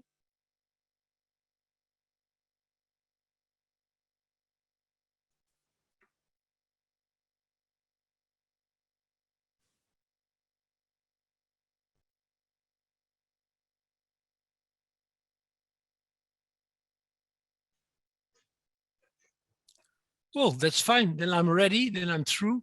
We will follow up with the leads which have approached us before the Investors Forum. And we follow up also with questions and clear requests presented during this Investors Forum. So I think this session is over, and I hand over this stick to you again. All right. Thank you very much, Frederick. We're going to now invite Dr. Innocent, the head of TAAT Clearinghouse, to give the closing remarks.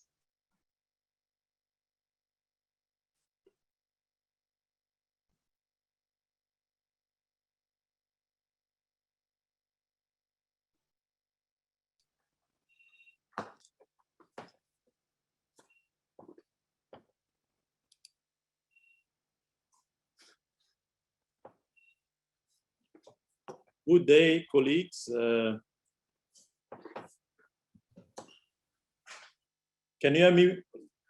Loud and clear. But the video not clear, right? It's clear enough from my side. Okay, thank you.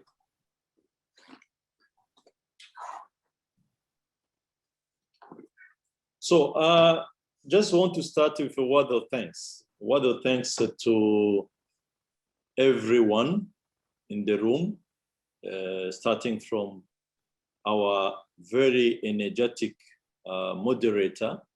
If we can really give a loud applause for her, that was great. She managed it very well. It's time and focusing, bringing on people or back to the subject. That was really well managed. Thank you very much, and good. Thank you, Dr. Innocent. So I also, on behalf of the TAAT Clearinghouse, I wish to thank Martin Fregene for his remark. That was very useful, rich of good information, specifically one which is become to the engaging private sector. Why do we need private sector? And specifically for TAAT program, we need to reach 40 million of farmers on the continent by 2025. So you see they have a huge challenge, and we not reach this until we have a very strong and a solid partnership with private sector. And that is exactly what came out from this forum, whereby a very active and good feedback from private sector were very clear and loud in terms of our interest, their interest to partner with the TAAT program, bringing to scale this technology to the hands of millions of farmers. So we normally work with governments through the existing program or designing agriculture program to integrate this technology to the country program. But the key main partner moving forward is the private sector. And we know working better with them, we can make a change or a difference on the continent. So our role as clearinghouse, as a TAAT program, as playing a brokerage role between the technology holders, being the CGR, the specialized institutions, and the active role through the compact leaders. This is what will help the transformation of this continent to agriculture by availing this technology to the hands of farmers. And this Investor Forum is one vehicle, very important vehicle that will help us to move forward. That is the first one that we organize at the TAAT program, and we looking forward for the 4 of them during this year, and we look forward to partner with you on that, specifically organizing better the next Investor Forum. So I'm happy to note that several private sector companies have already expressed interest to some of the technology. This is where this really a very successful output from this forum, and our team, specifically led by the business officer within the clearinghouse, will follow up with individual to make some specific agreement with private sector that showed interest on the some specific technology to take to the hands of millions of the farmers.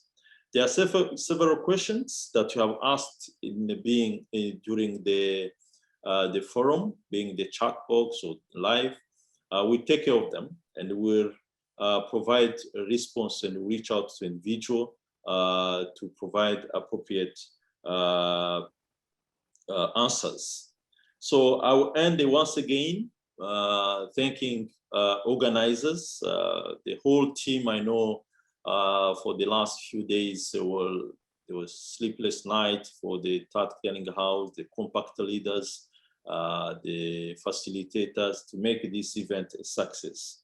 So really want to, on behalf of the TAAT program, clearinghouse, the entire TAAT ecosystem, want to really convey once again our appreciation to the efforts. This is just a start. We have farmers waiting for us. We don't have a time.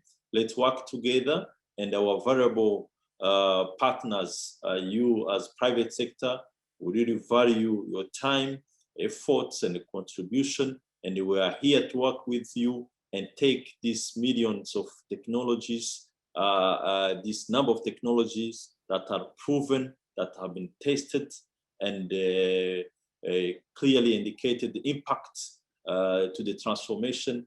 We want to work with you together to take this technology to the hands of millions of farmers. They are waiting for us, and together we'll make it. Once again, thank you very much. And for any follow-up question, we are happy and ready to respond to you. Our communication team will put all the contacts and that you can reach out to the TAAT clearinghouse for any follow-up. So once again, thank you very much, and see you the next coming month as we do the next Investor Forum. But at the same time, also as we go to the respective countries, taking to this climate smart technology to the hands of millions of farmers. Once again, thank you very much, and see you next time. Thank you, Dr. Innocent, for your team organizing this. As a private sector person myself, one of the biggest issues I had coming into agriculture was a lot of research has been done. They are sitting in the research facilities and the farmers are asking for it. We're glad that TAAT is not waiting for farmers to come and ask them, what have you done? The TAAT is now telling the farmers, we're here on the streets, we're here in the marketplace. This is what we have done, come and partner with us. This is really, really much needed. We know for us in Nigeria, there are 3 things we do very well. We like to go to school, we like to go to church, or a religion or mosque is very important to us, and we like to eat. And with an exploding population of going to be 250 million they say in the year 2050, we really need to prepare to make sure that there's enough food for everybody. And this is coming at a good time for us to start preparing and getting our youths also involved in agriculture. The average age of farmers in, at least, I don't know about other countries in Nigeria, but it's about 65. Nobody wants to go into farming because it's such a tasking, backbreaking job. But with these technologies, high yielding seeds, enough pesticides around for them, and they can see that there's profit to be made, I think we'll be able to get in more young people into farming. TAAT, I thank you very much for this investor forum. We're going to be 3 more, they said, before the end of the year. And we hope by the next investor forum, we'll have already deals being done, production happening for some of the machinery and some of the seed. And so we can show that this intervention or this event was really much needed. Thank you guys for staying on for so long. I know this was, luckily we're on time. We're able to manage our time because everybody was typing their question in the chat box. So that helped us to manage our time. Thank you everybody for staying from the beginning till now. And we look forward to seeing you. Dr. Fatunji, you have your hand up. Is there something you need to share immediately? Yes, in fact, we are not able to answer all the questions in the chat because they are still asking. I don't know how we can do it. Somebody is asking, for instance, how he can get sorghum millets for Nigeria. Get what? Sorghum millets, sorghum varieties. Yes, all the presenters that have talked about the variety of things they have, like rice, maize, cassava. What I suggested in your presentation before you send it to us to send to all those who register, please put the contact of the seed companies already producing them in the different countries. Okay. What you will have on your presentation slide are just the countries that have those seeds available, but you need to put in a contact number for the farmers to be able to get it. So before you send your slides back, go put in an extra slide. Before you send in your presentation to the communication team, put in an extra slide with all the contact details of the people selling every product you have already in the marketplace before we send it out to all the participants that signed on. And all the participants, we're going to send it to the email in which you used to register for this program. Mr. Jaga, yes? Thank you, thank you.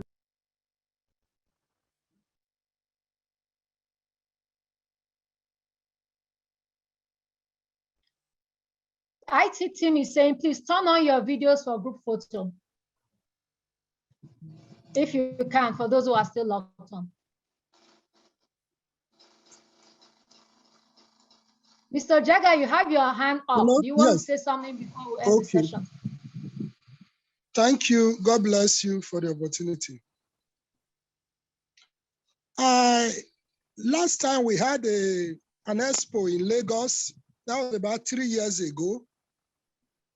I bought some maize from the shops then, those who were exhibiting maize. And I got home, I tried them. 98% was failure. The maize didn't sprout. And it took me almost 2 months before I realized this because I was so sure, so confident that I got this maize from Agric Expo. It was improved maize variety and it was very expensive. And I don't just know. So that's what I just say. If you have such incidents, what do you do? Because that year, we plant with rain here. We don't use irrigation. So the rain was almost going before we have to go and look for another species to use. So. All right, Mr. George, did you get yes, you bought it an export, but did you get it through IITA or one of their seed companies or certified seed companies? Yes, the seed company was at the expo that they organized in Lagos. That was 3 years ago or so in Lagos. We went for the expo. We were invited and we went there.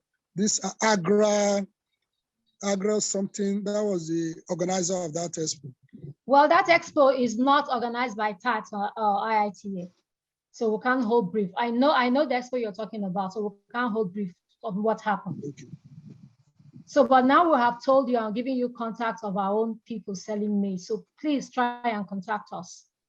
I know that this thing you went, it's not us. So that's why we're trying to make sure that people know us now and come directly to us. Thank you. All right, Mr. Frederick, you have something to say? Yeah, I have something to say to this question. You know, I worked for more than 35 years in the seed industry, and a general recommendation, rule of thumb, don't take seeds with you home from a seed fair. They have been traveling, they have not been stored under the right conditions. And there might some people might give you a discount, and sometimes people give it also away because they know they cannot guarantee the quality anymore. It has been exposed to different climate conditions. And what you should do, and that's the reason we always said we follow up with very clear instructions and interactions. You should know before you plant what's the germination you can expect. And if you can get that germination within 2 weeks, you should come back and reply and say, listen, what's going on? Because one thing is clear, if you want to have success, you need to deliver quality. And remember when I give my presentations, one of the points is product specifications. And a good germination is a product specification. That should be listed. And you as client should be 100% sure the product what you buy is up to the specification. So don't buy any more from a fair. Make sure you have proper, clear interactions with your supplier, and they should present in writing what you can expect. And if they can't do this, if they won't do that, then it is not a serious supplier. My apologies, but that's a very clear statement. Thank you. All right. Dr. Stamar, you were raising your hand. You want to talk? Thank you. God bless you.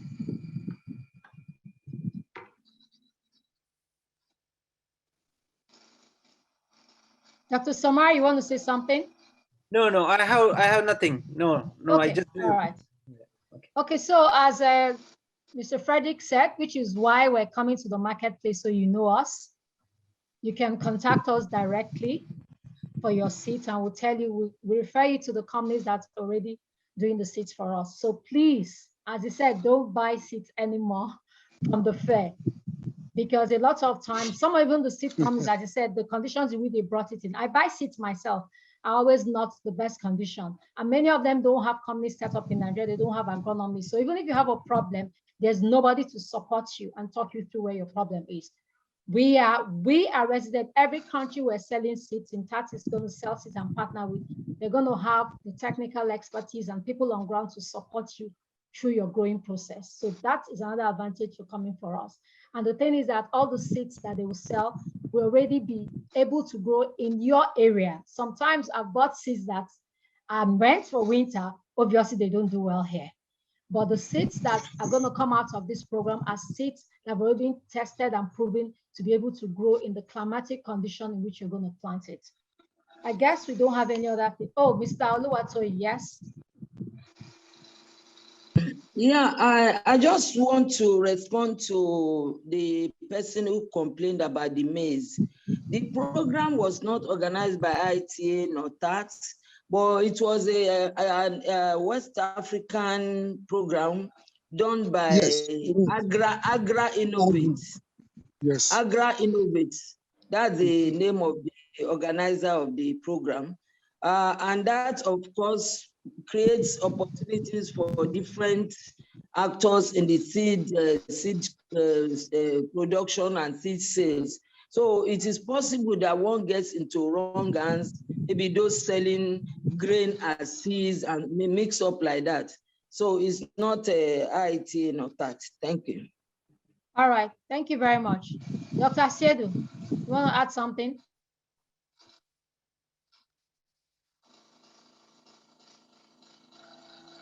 Please unmute, Dr. Asiedu. Yeah, okay. Yeah, I think a lot of issues have come, which point to the fact that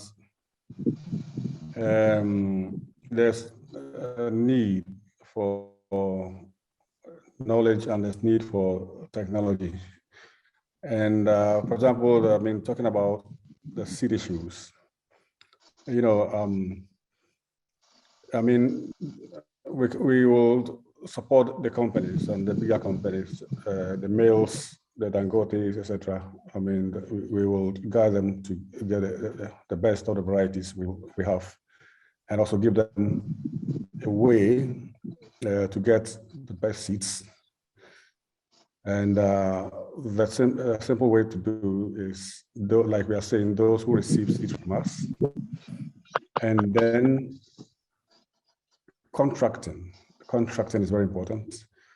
If you go into mailing, the contracts with the seed producer, the contract with the paddy producer. And I have written a social story. It's just a woman group in Boaké, Côte d'Ivoire, I mean, who inspired me. The women are very innovative. This group, you may take them for granted, but they say that if you don't get good, you won't get good markets. They have signed contract with paddy providers and also signed contract with seed producers. Get good quality seed for the paddy producers, for them to get good raw material, process it for the market. You know. Thank you, Dr. Asiedu, for the vote of confidence on women farmers. So we are prepared to accompany them, and those companies we have been working with track record, we will link them to them and then give them the contracting models. Okay. All right. Thank you very much. As I said again, I hope all your videos are on so they can have a good photograph taken. As we said, you get the recordings, you get the presentation slides, and all the presenters will make sure that they have contact for where you can get the technologies that's already in your country. So it's easier for you to start with. Thank you very much. We look forward to seeing you at the next Investors Forum. Hopefully by then we'll have some good news about contracts and things that are already happening more than it is. We should all work to support TAAT. Their agenda and their focus really ties into the growth of Africa. Thank you everybody for staying on. Thank you for coming. Thank you for sharing. Thank you for speaking. Thank you for asking questions. Thank you and have a great day. Bye-bye.